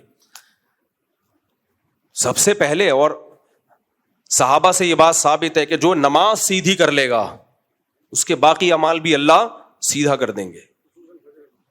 ہاں سب سے پہلے تو فجر کی نماز ہے. وہ فجر کو اس لیے کہا جاتا ہے اس نے فجر پڑھ لی باقی بھی پڑھ لے گا وہ. تو نماز کو سب سے پہلے سیدھا کرنے کی ضرورت ہے. آج ہو کیا رہا ہے, بس یہ واقعہ سنا کے بیان ختم کرتا ہوں. گرمی بھی بہت ہو رہی ہے, لوگوں کا کانسیپٹ ہی خراب ہو گیا بھائی نماز کے بارے میں. میں نے کئی بار یہ واقعہ سنا ہے, پرانا ہو گیا, اب کسی کو نہیں پتا چلے گا کس کی بات ہو رہی ہے. خاتون نے کہا میرا بھائی کی ڈیتھ ہو گئی, مفتی صاحب بہت نیک تھا, بہت نیک تھا, بڑا اللہ والا تھا. میں نے کہا ماشاء اللہ ماشاء اللہ. میں نے کہا نماز پڑھتا تھا کہ نہیں؟ بس نماز نہیں پڑھتا تھا وہ, بس نماز نہیں پڑھتا تھا. ابے نماز نہیں پڑھتا تھا تو نیک کہاں سے ہو گیا؟ اللہ کا اتنا بڑا حق ادا نہیں کر رہا. یہ بات کوئی غیر مسلم کہے تو سمجھ میں آتی ہے, مسلمان کہے کہ بے نمازی تھا لیکن کیا تھا؟ نیک تھا. یہ ایسا ہی ہے جیسے کسی خاتون کے شوہر مر گئے, اب وہ بیچاری میت کی تعریف کر رہی ہے, ہائے میرے میاں اتنے اچھے تھے اتنے اچھے تھے. بہن آج تک کسی عورت کو کبھی نظر بھر کے نہیں دیکھا, جب بھی دیکھا ٹکٹکی باندھ کے دیکھا انہوں نے. اب تعریف تو کرنی تھی نا, جھوٹ بھی نہیں بولنا چاہتی تھی. یعنی وہ بتانا چاہ رہی تھی میں جب بیٹھی ہوتی تھی تو کسی انٹی کو نہیں دیکھتے تھے, میرے خوف سے کنکھیوں سے دیکھتے تھے, بس وہ اتنے نیک تھے. تو بھائی نیک کہاں سے ہو گئے جو ٹکٹکی باندھ کے عورتوں کو جھانک رہا ہے؟ تو ایسے ہی بھائی بے نمازی نیک نہیں ہو سکتا, اللہ نہیں مانتا بے نماز. اسلام میں سب سے پہلے کیا ہے؟ نماز. اور حقوق العباد میں سب سے پہلے والدین. حقوق العباد میں سب سے پہلے باپ اور ماں. بس باقی سب اس کے بعد. آپ ماں باپ کے ساتھ اچھے نہیں ہو پھر اللہ نہیں مانے گا آپ کو اچھا. دوستوں کے ساتھ تو سبھی اچھے ہو جاتے ہیں بھائی. تو اللہ ہم میں عبدیت پیدا کرے. اللہ ہمیں یہ سمجھنے کی توفیق عطا فرمائے کہ ہم اس کے غلام ہیں, اور غلام بن کے رہے, یہی زیادہ اچھا ہے اس کے. اللہ عمل کی توفیق عطا فرمائے. وما علینا الا البلاغ. صاحب وہ سوال میرا یہ تھا کہ کرسیوں کے متعلق, جو کرسیوں پہ نماز پڑھی جاتی ہے, ذرا اس کے متعلق تھوڑا وضاحت سے بتا دیں کہ میں یہ کہنا چاہ رہا ہوں کہ یہ جتنے بھی کرسیوں پہ نماز پڑھتے ہیں, جو آج کل ہر مسجد کے اندر ایسا فیشن بن گیا ہے کہ بعض مساجد جو ہیں وہ سینما کا منظر پیش کرتی ہیں, دونوں طرف کرسیاں. اگر یہ کرسی پہ بیٹھنے والے کبھی اپنے گھر میں تو بیٹھتے ہوں گے نا نیچے, یا کسی کے گھر میں جا کے بیٹھتے ہوں گے, اگر ان میں سے جو زمین پہ بیٹھ سکتا ہے وہ اگر بیٹھ کے پڑھ لے تو بہتر ہے. ایک بات تو یہ. دوسری بات یہ ہے کہ اتنی بڑی بڑی کرسیاں ہیں, اور بعض کرسیاں ایسی ہیں کہ ان کے اندر جو ہے نا وہ اینگل بنے ہوئے ہیں, اور اپنے پیر جو ہے نا وہ اینگل پہ رکھ لیتے ہیں, تو زمین پہ پیر ہوتا ہی نہیں جی. تو آیا اگر کسی کا زمین پہ پیر نہیں ہوگا تو اس کی نماز ہوگی یا نہیں ہوگی؟ اور تیسری بات یہ ہے کہ یہ کرسیوں کے اندر بعض لوگ ایسا ہوتا ہے کہ قیام میں کھڑے ہو جاتے ہیں. تو اب یہ کھڑا ان کا اگر اکیلے پڑھ رہے ہیں تو ٹھیک ہے کہ قیام میں کھڑے ہو جائیں, باقی عمل بیٹھ کے کر لیں. لیکن فرض نمازوں میں جو یہ کھڑے ہو جاتے ہیں, یہ ذرا ایک تو عجیب سا لگتا ہے, اور اس کو وضاحت سے کر دیں کہ یہ صحیح کرتے ہیں یا نہیں کرتے ہیں. اب میں نے کل ایک جگہ فجر پڑھی تو میں نے دیکھا کہ امام کے پیچھے مؤذن, اور مؤذن کے بالکل ساتھ ایک کرسی والے, تو وہ بھی کھڑے ہو گئے جب قیام تلاوت ہو رہی ہے. تو ایسا لگ رہا تھا کہ دو امام ہیں. تو اس کی ذرا وضاحت کر دیں کہ یہ ان کا کھڑا ہونا مناسب ہے. چلیں جی, وہ کرسیوں والا مسئلہ یہ ہے میرے بھائی. دیکھو, کرسی پہ شدید مجبوری میں نماز جائز ہے. اگر زمین پہ بیٹھنا آپ کے لیے ممکن ہی نہیں ہے, آپ کہتے ہو ٹیک لگائے بغیر, تو زمین پہ بھی ٹیک والی کرسیاں آتی ہیں جن کے پائے نہیں ہوتے, اس پہ ٹیک لگا لو. آپ کہتے ہو میرے لیے گھٹنے موڑنا ممکن نہیں ہے, گھٹنے سیدھے کرو قبلے کی طرف. جب تک یہ ممکن ہے کرسی پہ نماز درست, یعنی درست کا مطلب خلاف سنت ہے, ہو جائے گی نماز لیکن خلاف سنت. زمین پہ بیٹھ کے معذوری میں نماز پڑھنا سنت ہے. نبی صلی اللہ علیہ وسلم نے آخری دنوں میں جب آپ بیمار تھے, زمین پہ بیٹھ کے آپ صلی اللہ علیہ وسلم نے نماز پڑھی. اب میں ابھی بات کمپلیٹ کر لوں پھر آپ کا سوال. تو شدید مجبوری ہو, اب لوگ کہتے ہیں مجبور ہیں, دعوت پہ جاتے ہیں تو آپ زمین پہ بیٹھ جاتے ہیں آرام سے کھانا کھانے کے لیے, واش روم میں بھی آپ زمین پہ بیٹھ جاتے ہیں, اور دعوت پہ جاتے ہیں تو واش روم میں مشکل ہے. دعوتوں میں دیکھ رہا ہوتا ہوں بہت سے لوگوں کو زمین پہ بیٹھ کے کھانا کھا رہے ہیں, اور مسجد میں آتے ہیں تو کرسی پہ بیٹھ کے نماز پڑھتے ہیں. تو حتی الامکان کوشش کریں, اگر آپ کے لیے کھڑے ہونا مشکل ہے تو زمین پہ بیٹھ کے سنت ہے نماز پڑھنا. کرسی پہ بیٹھ کے نماز پڑھنے میں صف بھی خراب ہوتی ہے, مسجدوں میں کرسیاں آ رہی ہیں, پھر رمضان کے آخری عشرے میں میز بھی آ جاتی ہے, چائے اور قہوے بھی چل رہے ہوتے ہیں, پتہ ہی نہیں چلتا یہ مسجد ہے یا کوئی ہوٹل ہے. تو یہ بہت غلط بات ہے. شدید مجبوری ہو, اب کون مجبور ہے کون نہیں ہے یہ فیصلہ میں نہیں کر سکتا. تو کوئی کرسی پہ بیٹھا ہوا ہے, میں تو اس کو برا نہیں کہہ رہا بھائی, وہ خود جانتا ہوگا. صفیں بہرحال اس سے خراب ہوتی ہیں, اور بیٹھنا بھی ہے تو پھر کنارے پہ کرسی رکھا کریں, اور جب اٹھ کے جائیں تو کرسی کو سائڈ پہ لگائیں, وہیں چھوڑ کے نہ چلے جائیں. تو کوشش کریں کہاں بیٹھ کے نماز پڑھیں, زمین پہ بیٹھ کے. ابھی ہمارے نعیم بھائی ہیں, معذور ہیں بےچارے, پاؤں سے مسائل ہیں, پوری 20 رکعتیں انہوں نے زمین پہ بیٹھ کے پڑھی ہیں. تو پڑھی جا سکتی ہے, آپ پاؤں قبلے کی طرف کر لیں.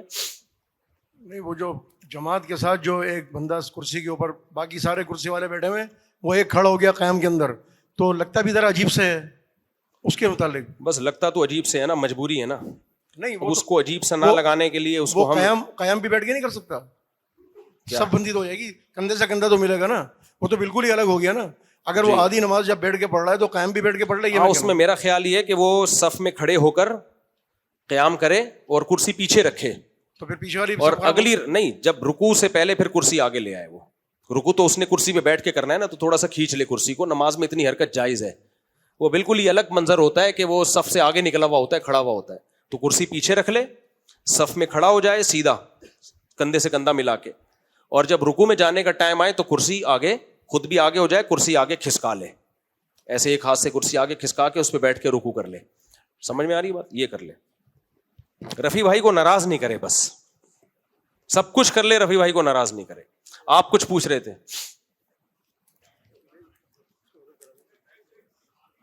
جی؟ جی مائک دے دو ان کو, مائک. ہاں کرسی پہ بیٹھے ہوئے ہیں, یہ تو نہیں, نماز ہی نہیں ہوگی. فرض نماز میں قیام ضروری ہے. بس ہو گیا سوال ان کا. فرض نماز میں قیام ضروری ہے, بغیر ضرورت کے کرسی پہ بیٹھ کے نماز پڑھی تو نماز نہیں ہوگی. مفتی صاحب قربانی کس پر واجب ہے, اور اگر وہ قربانی نہ کرے تو کیا اسے گناہ ملے گا؟ محمد اسماعیل گریس. یہ کیا لکھا ہوا ہے بھائی؟ پتہ نہیں کیا لکھا ہوا ہے بھائی. قربانی واجب ہے. نبی صلی اللہ علیہ وسلم کی حدیث ہے, من وجد سعة لأن يضحي فلم يضحي فلا يقربن مصلانا. صحیح حدیث ہے. آپ صلی اللہ علیہ وسلم نے فرمایا جس کے پاس قربانی کرنے کی گنجائش تھی پھر بھی قربانی نہیں کی, وہ ہمارے عیدگاہ کے قریب بھی مت پھٹکے. اب بعض لوگ دلیل دیتے ہیں کہ حضرت ابو بکر اور عمر رضی اللہ تعالی عنہما قربانی نہیں کرتے تھے, اور حدیث کے الفاظ ہیں کراہۃ ان یقتدی بہما, اس خوف سے کہ لوگ ان کی پیروی نہ شروع کر دیں. تو کہتے ہیں دیکھو اگر واجب ہوتی تو ابو بکر عمر بھی کرتے, بلکہ انہوں نے تو نہیں کی تاکہ لوگ اس کو ضروری نہ سمجھیں. اس کا جواب یہ ہے کہ حضرت ابو بکر اور عمر رضی اللہ تعالی عنہما مسلمانوں کے خلیفہ تھے, لیکن مسکین اور غریب تھے, پیون زدہ کپڑے پہنتے تھے. گھر میں حالت یہ تھی ان کے کہ کہیں اضافی کھانا بچ گیا نا, گھر والوں نے بچا لیا تھوڑا تھوڑا کر کے کہ بھئی یہ جو ہے اگلے وقت کے لیے, تو وہ بھی پھر خلیفہ نے بند کرا دیا کہ یہ ہماری ضرورت سے زائد ہے تبھی تو بچ رہا ہے. تو ان دونوں نے اس لیے نہیں کی. اگر وہ دونوں کرتے تو لوگ سمجھتے یہ ہر ایک پر لازم ہے, غریب کو بھی کرنی پڑے گی. تو اس لیے ان دونوں نے نہیں کی تاکہ پتہ چل جائے بھائی کہ اگر کوئی مسکین اور غریب ہے تو وہ نہ کرے تو کوئی حرج نہیں ہے. ورنہ کامن سینس کی بات ہے کہ ابو بکر اور عمر ایک سنت کو ختم کریں گے جس کو نبی نے زندہ کیا. ہر سال نبی نے قربانی کی ہے اور حکم دیا قربانی کرنے کا, اور بتایا کہ تمہارے باپ ابراہیم علیہ السلام کی یہ سنت سے یہاں اصطلاحی سنت مراد نہیں ہے, طریقہ ہے تمہارے والد ابراہیم علیہ السلام کا. تو ابو بکر عمر کہیں گے کہ ہم نہیں کریں تاکہ لوگ کرنا نہ شروع کر دیں. تو یہ کامن سینس کی بات ہے, کیا یہ تو ہو ہی نہیں سکتا. انہوں نے اس لیے نہیں کی تاکہ غریبوں پر لوگ لازم نہ سمجھیں, امت حرج میں پڑے گی. باقی اسلاف میں اس میں اختلاف تھا. بعض اسلاف اس کے قائل تھے کہ واجب نہیں ہے اور سنت موقدہ ہے. سنت موقدہ بھی واجب کے قریب ہی ہوتی ہے, اور ہر گھر میں گھر کے سربراہ اگر کر دے تو سب کی طرف سے ہو جائے گی. تو بعض اسلاف کا, ایک منٹ میں بات کمپلیٹ کر لوں, تو بعض اسلاف کا یہ نظریہ ہے, تو ٹھیک ہے ان کا ہوگا نظریہ. ہم اس بارے میں امام حنیفہ جو بہت اسلاف کے امام تھے ان کو فالو کرتے ہیں, جن کو آدھی سے زیادہ امت نے فالو کیا, اور ان کی دلیل مضبوط ہے. صحیح حدیث ہے, جو قربانی کی استطاعت رکھتا ہے نہ کرے قربانی, وہ ہماری عیدگاہ میں نہ آئے. اس میں آپ نے گھر کے سربراہ مرد عورت کا کوئی فرق نہیں رکھا. تو اس لیے مضبوط رائے, اور عبادت میں ویسے بھی احتیاط کے پہلو کو ترجیح دی جاتی ہے. جب دونوں طرف دلائل ہوتے ہیں تو عبادت میں احتیاط والے پہلو کو ترجیح دی جاتی ہے. تو جو بھی مالدار ہے اس پر قربانی لازم ہے. مالداری کا مطلب کیا ہے؟ مالداری کا مطلب یہ ہے کہ 52.5 تولہ چاندی, جس کی آج کل قیمت کیا چل رہی ہے بھائی, کسی کو پتا ہے؟ سن 2025 میں 1446 ہجری میں کیا چل رہا ہے مارکیٹ میں؟ 52.5 تولہ چاندی. جولائی ہے نا یہ, سوری مئی ہے یہ, مجھے نہیں پتا, نیٹ پہ سرچ کر لینا. 1.5-2 لاکھ روپے بنتے ہیں. جس کے پاس اتنے پیسے ہوں یا اتنی مالیت کی چاندی ہو یا کوئی پلاٹ جو استعمال میں نہ ہو, ضرورت سے زائد چیز جو کبھی پورے سال استعمال ہی نہیں ہوتی, تو وہ کیا کرے گا؟ سارے قرضے پہلے نکالے گا, اور اس مہینے کا راشن جو آئے گا, بچوں کی اسکول کی فیسیں, گیس بجلی کے بل سارے مائنس کر کے اگر اتنے پیسے بچ رہے ہیں تو پھر اس پر قربانی لازم ہے. اب آپ کے پاس 2 لاکھ پڑے ہوئے ہیں لیکن ابھی گیس بجلی کا بل بھی جائے گا, راشن بھی آئے گا, تو راشن ہی 1 لاکھ کا آ جائے گا, تو بکرا کون لے کر آئے گا پھر؟ تو وہ سارے خرچے مائنس کر کے بھی اگر 52.5 تولہ چاندی کی قیمت بچ رہی ہے تو پھر آپ پر قربانی لازم ہے, ادروائز لازم نہیں ہے. اور ضروری نہیں ہے کہ آپ کوئی مہنگا جانور کرو, آپ کوئی حصہ لے لو چھوٹی سی گائے میں. میں جب اجتماعی قربانی کرتا تھا تو ایسی باریک باریک گائے بھی آتی تھیں, لوگ کہتے تھے اس میں 7 حصے ہو بھی جائیں گے کیا؟ غریبوں کے لیے الگ پیکیج ہے ہمارے پاس, میں نے یہ کہتا تھا.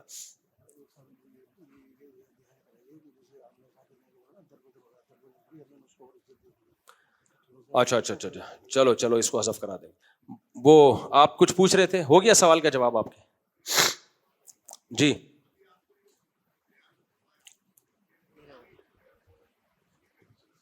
ہاں بھائی مائک دے دو. جی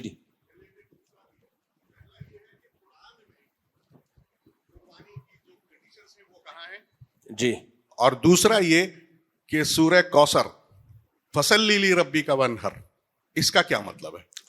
دیکھیں آپ کا پہلا سوال یہ کہ قرآن میں قربانی کا ذکر کہاں ہے؟ قرآن میں اللہ نے حکم دیا من یطیع الرسول فقد اطاع اللہ، جو رسول کی اطاعت کرے گا اس نے اللہ ہی کی اطاعت کی. تو اس لیے قرآن میں واضح طور پر ہر بات کا حکم ضروری نہیں ہے، کچھ احکام نبی صلی اللہ علیہ وسلم کے ذریعے بھی. اب قرآن میں نماز کا طریقہ تو نہیں ہے، زکوٰۃ کس پر کتنی فرض ہوگی یہ بھی نہیں ہے. تو ہاں قربانی کے جانور کا ثواب کتنا ہے یہ قرآن میں ہے. اللہ نے فرمایا لن ینال اللہ لحومها ولا دماؤها ولکن ینالہ التقوی منکم، کہ جب تم اللہ کے نام پہ جانور ذبح کرتے ہو تو نہ ان کا خون اللہ تک پہنچتا ہے نہ ان کا گوشت پہنچتا ہے، تمہارا تقوی اللہ تک پہنچتا ہے. اور یہ جو فصلی لربک وانحر ہے انا اعطیناک الکوثر میں، اس میں بھی اللہ نے قربانی کا نہر کہتے ہیں اونٹ کو نہر کرنا. تو اللہ نے نبی سے فرمایا کہ اے نبی ہم نے آپ کو کوثر عطا کی ہے. کوثر خیر کثیر کو بھی کہتے ہیں اور حوض کوثر کو بھی کہتے ہیں، دونوں مراد ہو سکتے ہیں. اور دوسرا آپ نے فرمایا کہ جب ہم نے آپ کو کوثر عطا کی ہے آپ پر احسان کیا کہ آپ کا دشمن وہ ابتر ہے، اس کی نسل ختم ہو جائے گی، آپ کی نسل ختم نہیں ہوگی. اب شکرانے کے طور پر آپ نے جانی عبادت بھی کرنی ہے اور مالی عبادت بھی کرنی ہے. عبادت میں دو طرح سے ہوتی ہے، جان کھپانا اور ایک ہے مال کھپانا. تو قربانی مال کھپانا ہے، اس لیے ونہر نہر کا ذکر کیا، اور فصلی صلاۃ جو ہے وہ جان کھپانا ہے. تو یہ دو عبادتوں کا ذکر کیا اللہ نے قربانی کا اور نماز کا. مراد صرف دو عبادتیں نہیں ہیں بلکہ ہر قسم کی جانی اور ہر قسم کی مالی عبادتیں مراد ہے اس سے. اچھا بھائی مفتی صاحب قربانی کس پر واجب ہے؟ میں نے بتا دیا میرے بھائی مفتی صاحب، میری بیٹی چھوٹی ماں کی فیڈ لیتی ہے. میری بیٹی چھوٹی ماں کی فیڈ لیتی ہے، جو چھوٹی بیٹی ہے، ماں چھوٹی نہیں ہے. رات کو بہت تنگ کرتی ہے، اگر اس کی ماں چشمہ ہی لگائے بغیر گزارا ہے نہیں پاکستان. چشمہ بھول آیا یار، اللہ معاف فرمائے. شرم تو آتی ہے چشمہ لگاتے ہوئے لیکن مجبوری ہے. رات کو بہت تنگ کرتی ہے، اگر اس کی ماں روزہ پلائے تو گناہ تو نہیں ہوگا. اس کی ماں حالت ناپاکی کی حالت میں دودھ پلائے، دودھ پلانا جائز ہے ناپاکی کی حالت میں بھی بھائی، کوئی حرج نہیں ہے. مجھے رشتہ مل گیا ہے، مدرسے کی محتمم کے بیٹے ہیں اور میرے ماں باپ بھی راضی ہیں، اور مجھے ایک لڑکی ہے وہ مجھے پسند ہے اور وہ لڑکی میرے اوپر عاشق بھی ہے. اب میں کیا کروں؟ دونوں ایک دوسرے پہ عاشق ہیں تو پھر شادی کریں. ابا اماں کو بتا دیں بھائی، ابا چیک کر لیں گے، کوئی فالٹ تو نہیں ہے، کوئی اخلاقی لحاظ سے کوئی برائی تو نہیں ہے. مفتی صاحب ماشاء اللہ آپ کی مفتی طارق مسعود فاؤنڈیشن بن چکی ہے، تو فاؤنڈیشن کے ذریعے کراچی میں شجر کاری اور اس کی اہمیت کے حوالے سے مہم چلائیں تاکہ شہر کی خوبصورتی بڑھے اور درجہ حرارت قابل برداشت رہے. اچھی چیز کی طرف آپ نے اشارہ کیا. مفتی طارق مسعود فاؤنڈیشن کے حوالے سے بہت سارے کام ہم نے سوچے ہوئے ہیں، اس میں ایک ہم یہ بھی ایڈ کریں گے درخت. لیکن مسئلہ یہ درخت لگانا آسان ہے، اس کی حفاظت بہت مشکل ہے. درخت لگا دیں گے لوگوں کا پیسہ برباد ہو جائے گا، بکریاں کھا جائیں گی آ کے، چرسی ہیروئن کی لکڑیاں بیچ دیں گے کاٹ کے ان کو. تو حفاظت کا جب تک کوئی مضبوط پیکیج نہ ہو تو اس پہ ہم غور کرتے ہیں. لیکن آپ نے ایک اچھی چیز کی طرف اشارہ کیا ہے، کراچی میں بے شمار درخت لگا دو، بارشیں بھی بہت ہو جائیں گی، ماحول بھی اچھا، گرمی بھی ختم ہو جائے گی. ایک اچھی چیز کی طرف آپ نے ہماری رہنمائی کی ہے، اس پہ ہم آپ کا دل کی اتاہ گہرائیوں سے شکریہ ادا کرتے ہیں. جامعہ دار العلوم کراچی کے طالب علم ہیں حضرت مولانا مفتی اخلاق صاحب مدظلہم العالیہ کے ریفرنس سے آپ کے ساتھ ملاقات کرنے کی خواہش مند ہیں. جامعہ دار العلوم ٹھیک کہاں ہیں آپ؟ ہیں کہاں ہیں بھائی؟ مفتی صاحب نظر بد اور حاسدین سے بچنے کا کوئی طریقہ بتاتے ہیں.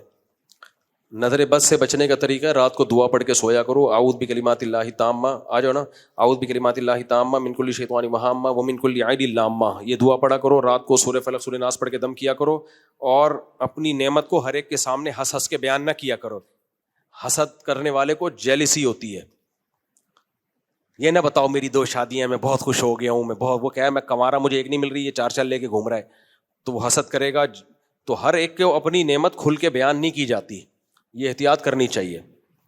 السلام علیکم، ہاتھ تم نہ چھوڑ دو بھائی بس. وعلیکم السلام. بنگلہ دیش سے بھی کچھ لوگ آئے ہوئے تھے، بنگلہ دیش سے. آؤ بنگلہ دیش، آ جاؤ. بنگلہ دیش زندہ باد. آپ لوگ نے بھی اس جنگ میں ساتھ دیا ہے, بنگلہ دیش والوں نے پاکستان سے محبت کا اظہار کیا ہے. دارالعلوم کراچی میں پڑھے ماشاءاللہ. میرے ایک استاذ بھی بنگلہ دیش میں ہیں, مفتی شہید اللہ صاحب, مفتی رشید احمد صاحب کے خلیفہ ہیں.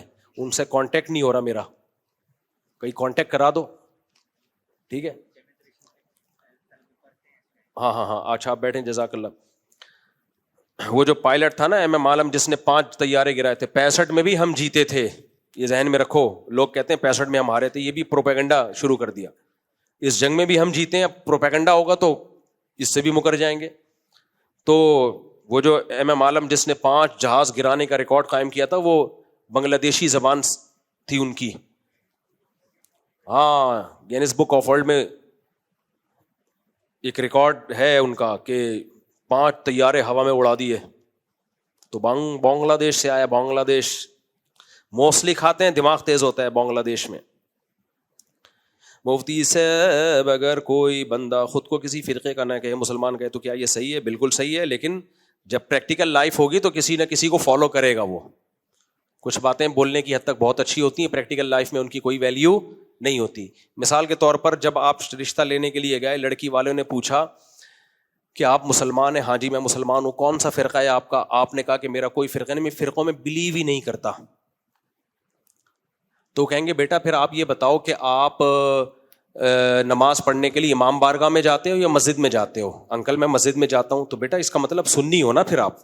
نہیں میں سنی نہیں ہوں, میں فرقوں میں بلیو نہیں کرتا. بیٹا جو مسجد میں جاتا ہے اسی کو سنی کہا جاتا ہے, جو امام بارگاہ جاتا ہے اس کو شیعہ کہا جاتا ہے. اچھا جب آپ مسجد میں جاتے ہو تو آپ ہری پگڑی پہنتے ہو یا جو پگڑی سمجھ میں آ جائے وہ پہنتے ہو؟ میلاد مناتے ہو, 12 ربیع الاول پہ لائٹیں لگاتے ہو یا نہیں لگاتے؟ انکل میں لائٹیں وائٹیں نہیں لگاتا اور میں یہ چیزیں نہیں کرتا. تو بیٹا اسی کو دیوبندی کہا جاتا ہے. نہیں انکل میرا کوئی فرقہ نہیں ہے. تو بیٹا تم نے اپنا بھی ٹائم ویسٹ کر رہے ہو, ہمارا بھی ٹائم ویسٹ کر رہے ہو. ان شارٹ شروع میں کہہ دیتے میں دیوبندی ہوں تو ہم سمجھ جاتے کیا کیا کرتے ہو کیا کیا نہیں کرتے. تو کچھ باتیں کہنے میں بڑی دلچسپ ہوتی ہیں, پریکٹیکل لائف میں وہ نہیں ہوتی. جیسے انجینئر علی مرزا صاحب بھی کہتے ہیں کہ میرا کوئی فرقہ نہیں ہے, لیکن وہ کہتے ہیں میں اہل سنت والجماعت کے جو عقائد ہیں اور جو ان کا منہج ہے میں اس کو فالو کرتا ہوں. تو بھائی جو اہل سنت والجماعت کے عقائد اور ان کے منہج کو, اسی کو تو سنی کہا جاتا ہے, اسی کو تو سنی کہا جاتا ہے. تو یہ عجیب بات ہے. یہ ایسے جیسے نہ میں مرد ہوں نہ میں عورت ہوں. تو بھائی آپ مرد بھی نہیں ہو عورت بھی نہیں ہو تو کیا ہو پھر آپ؟ داڑھی ہے؟ ہاں جی میرے داڑھی ہے. آواز مردوں والی ہے, عورت کی طرف اٹریکشن ہے, تو اسی کو ہی تو مرد کہا جاتا ہے. تو ایسے ہی میرے بھائی یہ اسلام میں فرقہ واریت اچھی چیز نہیں ہے, لیکن فرقے مسلمانوں میں ہیں, یہ گراؤنڈ ریئلٹی ہے, اس کا آپ انکار نہیں کر سکتے. یہ کہہ سکتے ہیں کہ فرقے ہونے نہیں چاہیے, کاش نہ ہوتے, ہم سب ایک ہوتے تو بہت اچھا ہے, بہت اچھا ہوتا. کاش میری قسمت میں ہوتا, میں خریدتا ایک کھوتا, کبھی تو سوار ہوتا کبھی میں سوار ہوتا, لیکن پیسے نہیں ہے تو میں گدھا خرید نہیں سکتا. تو کاش یہ فرقے نہ ہوتے, سارے مسلمان ایک ہوتے, حج بھی سب کا, کعبہ بھی ایک, قرآن بھی ایک, نبی بھی ایک. تو کاش یہ فرقے نہ ہوتے, لیکن جب ایک ہے تو پھر آپ کو تحقیق کرنی ہے ان میں صحیح کون سا ہے اور غلط کون سا ہے, تو فالو تو کرنا ہے. باقی اس کی دم نہ لگاؤ اپنے نام کے ساتھ, جگہ جگہ میں دیوبندی کیا ضرورت ہے بھائی اس سے, کیونکہ اس سے فرقہ واریت اور بڑھتی ہے. جہاں ضرورت ہو شدید وہاں آپ یہ لفظ استعمال کر لو, جہاں ضرورت نہیں ہے تو نارمل سب مسلمان ہیں بھائی, کیا ضرورت ہے ان ناموں میں کیا رکھا ہوا ہے. تو زیادہ فنٹر بنو گے. ارشاد جی.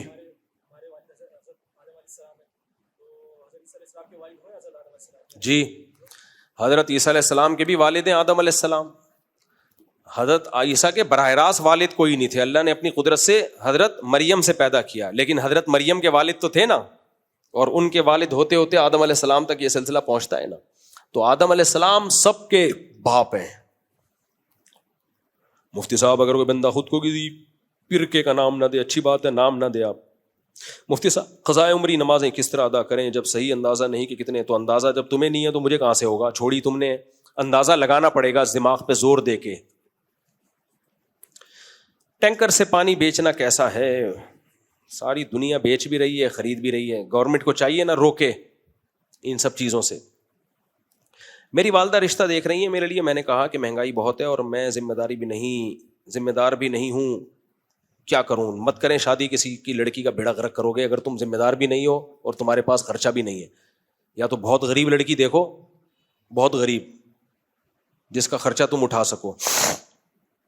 میرا ایک دوست ہے جس کے والد نے 2 شادیاں کی ہیں. پہلی بیوی سے ایک بیٹی تھی جو کہ اب فوت ہو چکی ہے. ان کے 2 بیٹے ہیں اور دوسری بیوی حیات ہیں جن سے ایک بیٹا ہے. میرا دوست کے والد کی زمینی وراثت تقسیم کا مسئلہ ہے. سوال یہ کہ وراثت کی تقسیم کس طرح ہوگی؟ ان کے والد کی زمینی وراثت, ابا کے انتقال کے بعد جو بچہ ابا کی زندگی میں فوت ہو گیا اس کی وراثت ختم ہو گئی. باقی 2 بیویاں ہیں تو 12.5% دونوں بیویوں میں ڈیوائڈ ہو جائے گا. جو بچ جائے گا, ایک بیٹا اور 2 بیٹے ہیں تو 2 بیٹوں میں برابر تقسیم ہو جائے گا. مفتی صاحب, میں ایک مولوی صاحب کا بیان سننا تھا. وہ بتا رہے تھے کہ حدیث کی کتب جو نبی کریم صلی اللہ علیہ وسلم سے صدیوں بعد لکھی گئی ہیں, ان میں کافی حدیثیں جو مجوسیوں نے خود سے بنائی ہیں اور وہ قرآن کے احکام کے خلاف ہیں. کیا یہ صحیح ہے؟ بکواس ہے, یہ بالکل فضول بات ہے. حدیث کی کتابیں بعد میں لکھی گئی ہیں, اس کا مطلب یہ نہیں کہ حدیث پہلے تھی نہیں. قرآن بھی تو بعد میں مرتب ہوا ہے. کیا مطلب قرآن پہلے تھا ہی نہیں؟ سب سے پہلے فقہ مرتب ہوا ہے. قرآن و حدیث سے مسائل مرتب کیے گئے ہیں, اسلامی قانون. حالانکہ حدیث کی کتابیں اس وقت مدون نہیں ہوئی تھیں. سب سے پہلے فقہ حنفی مرتب ہوا ہے, حالانکہ حدیث کی کتابیں اس وقت مرتب نہیں ہوئی تھیں. لیکن حدیثیں تھیں تو فقہا نے ان قرآن اور حدیث کو سامنے رکھ کر فقہ مرتب کیا. فقہ مالکیہ, فقہ امام شافعی کے دور میں آ کے پھر حدیث کی تدوین کا کام بڑھ گیا تھا اور بڑے پیمانے پر ہونا شروع ہو گیا تھا. تو کسی چیز کا مدون ہونا بعد میں یہ ایک الگ چیز ہے. اس سے یہ ثابت تھوڑی ہوتا کہ پہلے یہ تھی نہیں. تو منکرین حدیث پر وہی الزام لگاتے ہیں جو بعض متشدد اہل حدیث فقہ پہ الزام لگاتے ہیں. وہ کہتے ہیں یہ فقہ نبی کے دور میں تو تھا ہی نہیں, تو امام حنیفہ کے دور میں لکھا گیا ہے, اجمیوں کی سازش ہے, اجمیوں کا فقہ ہے, یہ اجمیوں کا فقہ کوفہ والوں نے لکھا ہے. یہ بھائی یہی الزام منکر حدیث پہ لگاتے ہیں کہ امام بخاری اجمی تھے, انہوں نے لکھا ہے. تو اسلام میں اس سے کوئی فرق نہیں پڑتا کہ اجمی لکھ رہا ہے یا عربی لکھ رہا ہے. لکھ کیا رہا ہے بھائی؟ پیغمبر کے حدیثوں سے ہی اخذ کر کے لکھ رہا ہے. تو امام بخاری اجمی تھے, جو انہوں نے لکھا وہ نبی کے اقوال اور پوری سندوں کے ساتھ, اور وہ سندیں نبی کے دور تک پہنچتی ہیں, نبی کے دور تک. تو اس لیے وہ بہت مستند اور اوتھینٹک ہیں. ہاں تدوین بعد میں ہوئی ہے, اس سے کوئی فرق نہیں پڑتا. ایسے تو قرآن بھی بعد میں حضرت عثمان کے دور میں اس ترتیب سے مدون ہوا ہے. کوئی کہے یہ تو عثمان کا لکھا ہوا قرآن ہے, ہم نہیں, اور اس کو کہتے بھی مصحف عثمانی ہے, اسی کے حضرت عثمان نے مرتب کیا ہے. یہ منکر حدیث بیچارے فارغ ہیں. میرا ایک مناظرہ ہے منکر حدیث کے خلاف, آڈیو مناظرہ ہے, وہ آپ سنیں, مزہ نہ آئے پیسے واپس. وہ بیچارہ سر دھن گیا تھا, اس کا پاگل ہو گیا تھا, وہ ٹکرے مارنے لگا تھا دائیں بائیں. تو وہ سن لیں تو ان کے سارے اشکالات ختم ہو جائیں گے انشاءاللہ. ارشاد. السلام علیکم. وعلیکم السلام. نظر تیز کرنے کے لیے کوئی دعا؟ کس کے لیے؟ نظر, آنکھوں کی نظر جو ہوتی ہے, آنکھوں کی نظر صحیح کرنے کے لیے. میں نے اللہ میری نظر کو ٹھیک کر دے, بس یہ دعا ہے. بس چشمہ لگ گیا, بہت مشکل ہے اتر جائے.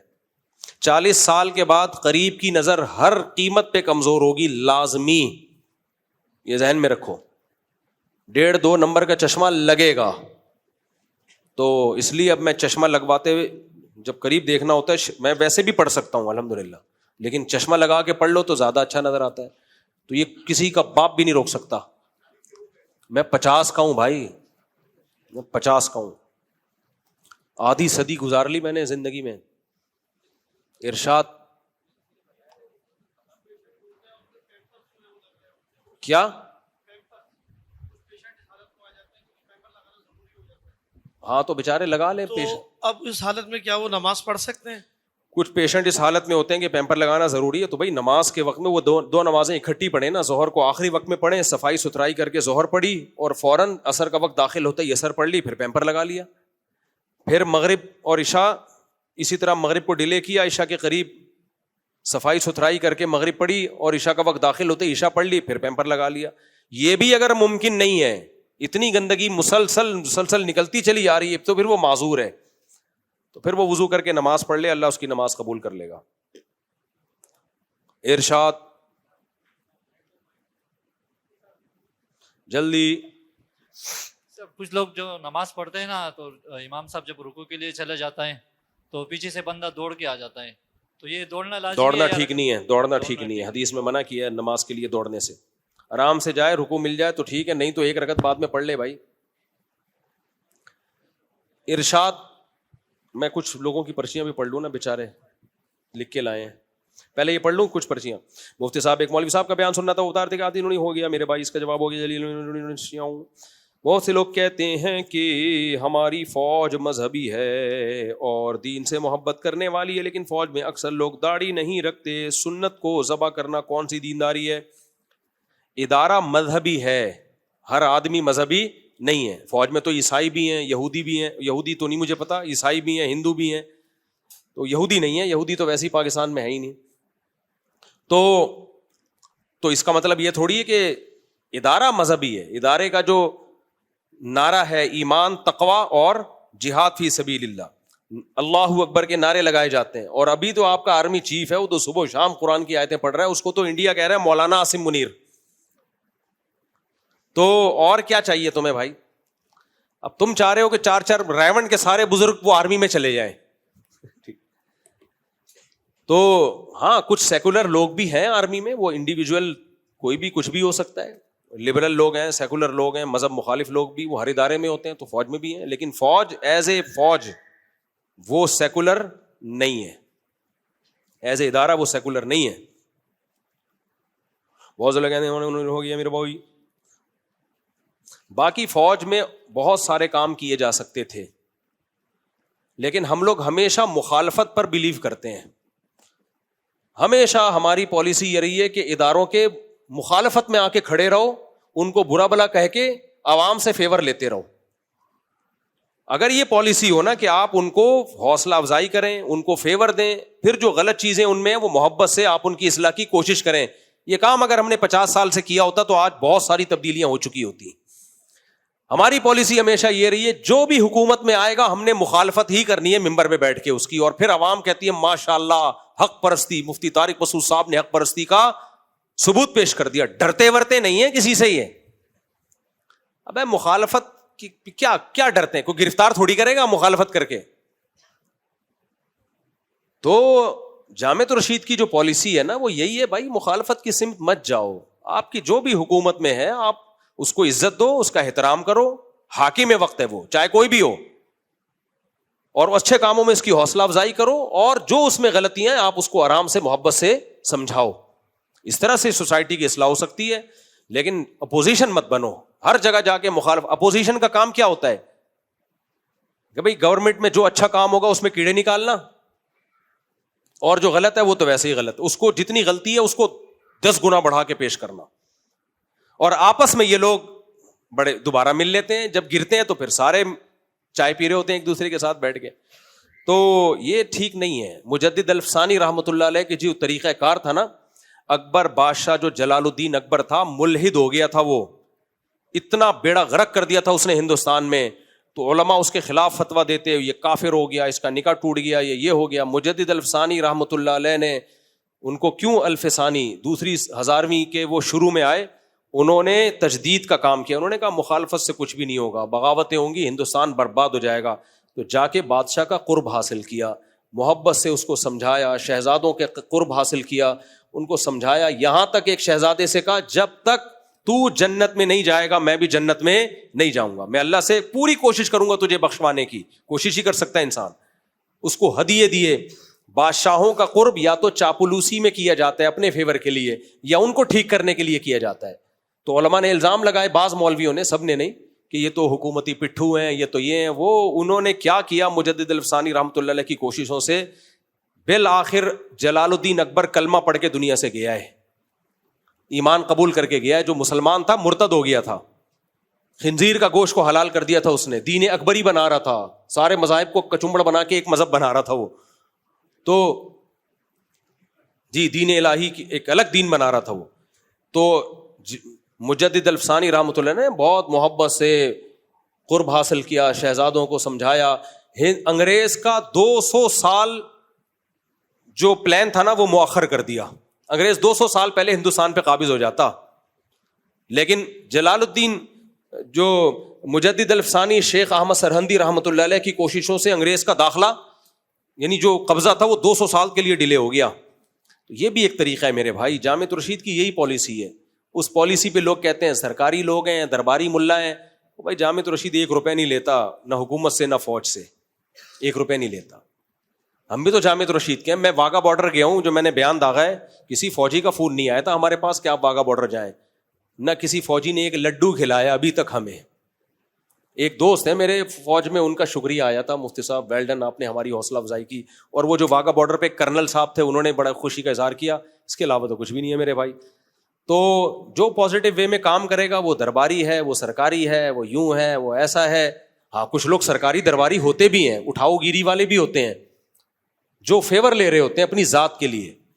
تو ہم لوگ کیا ہے, ہمیشہ مخالفت میں جانا, ہمیشہ اپوزیشن میں جانا, حکومت کے اچھے کاموں میں کیڑے نکالنا, اور غلط کاموں پہ ان کو ٹوکنا بھی واجب ہے, لیکن ٹوکنے کا بھی ایک طریقہ ہوتا ہے. تمسخر والا طریقہ نہیں ہوتا کہ مذاق اڑانا شروع کر دیں آپ, کارٹون بنا بنا کے بھپتیاں کسنا شروع کر دیں, اس سے کچھ بھی نہیں ہوتا. اچھا میرے بھائی, اجتہاد اور بدعت میں کیا فرق ہے؟ جبکہ دونوں ہی دین میں اضافہ ہے. اجتہاد کا حکم نبی صلی اللہ علیہ وسلم نے دیا ہے, اور بدعت کہتے ہیں جس کا کوئی ثبوت ہی نہ ہو. اجتہاد تو کہتے ہیں قیاس کرنا, اس کا تو نبی نے حکم دیا ہے. دلائل کسی اور وقت بیان کروں گا کیونکہ وقت بہت زیادہ ہو گیا ہے. میں جہاں رہتا ہوں اس علاقے میں 2 مسجدیں, ایک اہل حدیث کی مسجد ہے اور بریلوی کی مسجد ہے. کسی مسجد میں نماز پڑھوں, جو بریلوی مسجد ہے وہاں کے امام نے کافی بار مجھے جمعے کے خطبے میں بولا ہے کہ شیخ عبد القادر جیلانی کے در پہ جایا کرو, پیروں سے مانگا کرو. دیکھو بریلویوں میں سارے ایسے نہیں ہوتے. آگے کہہ رہے میں حنفی ہوں, تو ایک اہل حدیث کی مسجد, ایک بریلویوں کی مسجد ہے. تو بریلویوں میں سارے متشدد نہیں ہوتے, ان میں معتدل بھی ہوتے ہیں. تو اگر کوئی بریلویوں کی معتدل ہو جو شرکی عقیدہ نہ رکھتا ہو تو وہاں پڑھ لے. لیکن آپ جس کا کہہ رہے ہیں کہ وہ تو کہہ رہے ہیں شیخ عبد القادر گیلانی سے مانگا کرو اور پیروں سے مانگا کرو, تو اہل حدیث کے پیچھے پڑھ لو بھائی نماز. اہل حدیث کے عقائد میں ہمارے عقائد میں کوئی فرق نہیں ہے, عقائد توحید والے ہی ہیں ان کے.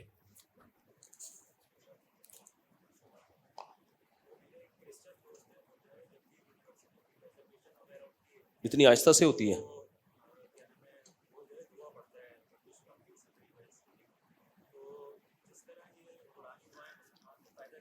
ہاں غیر مسلم کو بھی فائدہ دیتی ہیں.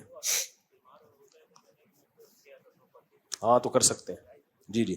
مولانا طارق جمیل صاحب نے کہا ہے کہ حضرت آمنہ کی قبر پہ بھی گیا اور بیت اللہ کے اندر بھی گیا ہوں, لیکن حضرت آمنہ کی قبر پہ جو میری کیفیت تھی وہ بیت اللہ میں بھی نہ تھی. کیا اس طرح کہنا درست ہے؟ کیفیت کس ٹائپ کی کیفیت؟ دیکھو آپ بیت اللہ کے اندر گئے اور آپ کی ایک الگ نوعیت کی کیفیت بنی, ایک روحانیت, اور ادھر آپ کی ماں کا جنازہ رکھا ہوا ہے, وہاں آپ کی کیفیت الگ نوعیت کی ہوگی, وہ بہت شدید کیفیت ہوگی کہ بھی ماں کی ڈیتھ ہو گئی. یہاں یہ کیفیت زیادہ ہوگی ماں کی ڈیتھ کو دیکھ کر, جو بیت اللہ کے اندر بھی نہیں ہے. لیکن اس کیفیت کی نوعیت کیا ہوگی؟ وہ چینج ہوگی. وہ الگ نوعیت کی کیفیت تھی, یہ الگ نوعیت کی کیفیت. تو اگر روحانی کیفیت مراد ہے کہ بیت اللہ کے اندر گئے, جو انوار برس رہے تھے بیت اللہ کے اندر, جب نبی کی والدہ کی قبر پہ گئے تو اس سے زیادہ انوارات محسوس ہو رہے تھے, تو یہ تو غلط ہے بھائی. اللہ کا گھر ہے تو اللہ کے گھر کے انوارات تو اللہ کے گھر کے انوارات ہی ہوتے ہیں. اور اگر کیفیت سے کوئی اور کیفیت مراد ہے تو پھر وہ ان سے پوچھا جائے گا کون سی کیفیت ہے. تو بہتر یہ ہے کہ جب کوئی عالم ایسی بات کرے تو اس کے اچھا مطلب خود ہی تلاش کر لیا کرو. ابھی میں نے کہا نا, ضرورت تھوڑی ہے کہ اپوزیشن میں آ کے مخالفت لا کے توپوں ہی چلانا شروع کر دو. آپ اچھا مطلب لے لو. اور اگر نبی صلی اللہ علیہ وسلم کی والدہ کی قبر پہ کوئی خاص کیفیت بنی تھی, وہ بھی نبی کی محبت میں بنی تھی نا. کیا خیال ہے؟ وہ بھی تو نبی سے تعلق کی وجہ سے بنی تھی کہ اللہ کے پیغمبر کی والدہ ہیں. تو وہ بھی کوئی اس میں شرک ورک کا کوئی پہلو نہیں ہے. باقی مولانا طارق جمیل صاحب کی باتیں ان سے پوچھا کرو بھائی, مجھ سے نہیں پوچھا کرو. معین اختر سے کسی نے کہا, معین اختر سے انور مقصود نے کہا آپ کے ماموں کیا کرتے ہیں؟ تو معین اختر نے کہا تھا ماموں کی باتیں ماموں سے پوچھو. میں پروگرام میں اپنی باتیں بتانے کے لیے بیٹھا ہوں, مجھے پتہ بھی نہیں ہوتا انہوں نے کیا کہا ہے. بعض چیزیں ایسی ڈال دی جاتی ہیں انہوں نے کہیں نہیں ہوتی, ہم بلا وجہ جواب دیتے پھر رہے ہوتے ہیں. امید ہے آپ خیریت سے ہوں گے. میرا نام عادل. آپ ان کے بارے میں مجھ سے پوچھو تو وہ کبھی کچھ نہیں بولیں گے, بولیں گے بھائی ان کی بات ان سے جا کے پوچھو. امید ہے. باقی مولانا طارق صاحب ہمارے بڑوں میں سے ہیں, ہمارے بزرگوں میں سے ہیں, ہمارے لیے قابل احترام ہے. بدتمیز، بے ادب، بد نصیب، با ادب، با نصیب، یہ اصول اور ضابطہ یاد رکھو. امید ہے آپ خیریت سے ہوں گے. میرا نام عادل خان ہے. میں اسپیشلی طور پر ثوابی سے آیا ہوں آپ سے ملنے کے لیے. میرے بھائی نے ایک شرط رکھی ہے، اگر مفتی صاحب آپ سے گلے ملے تو میں آپ کی دوسری شادی کرا دوں گا. اب یہ ایک ٹرینڈ چل نکلا ہے، کوئی سر پہ ہاتھ رکھوا رہا ہے، بال اگوا دوں گا. کہاں ہے یار؟ ان کی رائٹنگ بہت اچھی ہے ثوابی سے جو آئے ہیں. دیکھو اچھی رائٹنگ ہے، میں نے کیسے آرام سے تیز تیز پڑھ لیا. کہاں ہے؟ آ جاؤ یار، آپ سے گلے ملوں گا. اب آپ کی زبانیں. مفتی صاحب اگر بالغ لڑکا لڑکی گھر والوں کو بغیر بتائے کورٹ میرج کر لیں اور کر کے بتا دیں، اس کے بعد ماں باپ یہ کہیں کہ اب پورے خاندان کے سامنے دوبارہ نکاح کرنا ہوگا. السلام علیکم، کیا حال ہے؟ ماشاء اللہ سب سیٹ. میں آپ سے گلے ملا ہوں، جب آپ دوسری کریں گے نا تو آپ کسی سے گلے ملنے کے قابل نہیں رہیں گے. یہ ذہن میں رکھنا. اچھا ایک منٹ اس کو مکمل کرنے دو میرے بھائی. اور ماں باپ یہ کہیں کہ اب پورے خاندان کے سامنے دوبارہ نکاح کرنا ہوگا اور شادی ہوگی. اگر ماں باپ ہے تو بہت اچھے ماں باپ ہیں، کر لو یار، دوبارہ ان کو دکھانے کے لیے کر لو. ایکسیپٹ کر لیا انہوں نے، یہ بڑی بات ہے. اچھا میرے بھائی ایک مین منظر روحانی ہو گیا. علیکم بھائی کینسر کی مرض میں مبتلا ان کی زوجہ بشیر احمد صاحب نے کہا دل سے دعا ہے اللہ تعالیٰ ان کی زوجہ کو شفا عطا فرمائے. ارشاد. السلام علیکم. میرے عزیز داروں میں ایک لڑکے نے نا ایک لڑکی کو نا مطلب وہ لڑکی بھگا گیا ہے. پہلے ایک دوسرے کو پسند کرتے تھے، اس کی شادی ہوتے ہی لڑکی کی شادی کے 4 دن بعد اس کو بھگا گیا ہے. تو ان کا کیا نکاح ممکن ہے؟ وہ کیا کریں؟ یعنی لڑکی کی شادی ہو چکی تھی؟ نہیں ہوئی تھی، پسند کرتے تھے. ٹھیک ہے، ابھی لڑکی کی شادی ہونے والی تھی، اس سے پہلے بھگا کے لے گیا. شادی کے فوراً بعد بھگا کے لے گیا، پہلے نہیں بھگا گیا. یعنی شادی کسی اور سے ہوئی، ہاں جی، بھگا کے کوئی اور لے گیا. ہاں جی. تو بھاگی کیوں؟ یہ تو لعنت ہے نا. تو ان کا کیا نکاح کبھی کسی طریقے سے ممکن نہیں ہو ہے سکتا، یا سوال ہی پیدا نہیں ہوتا. اس کے لیے سزا کیا ہے پھر؟ بس سزا تو زنا کی سزا ہے جو شریعت میں، جو زنا پہ سزا ہے شریعت میں. اور یہ تو پرلے درجے کی بے غیرتی ہے. جب تک شوہر ڈیورس نہیں دے گا وہ پہلے شوہر دوسرے شوہر سے نکاح نہیں، دوسرے بندے سے نکاح نہیں کر سکتی. چلے بھائی کافی ہو گیا میرا خیال ہے، بس تھک گئے یار. اچھا چلو اچھا.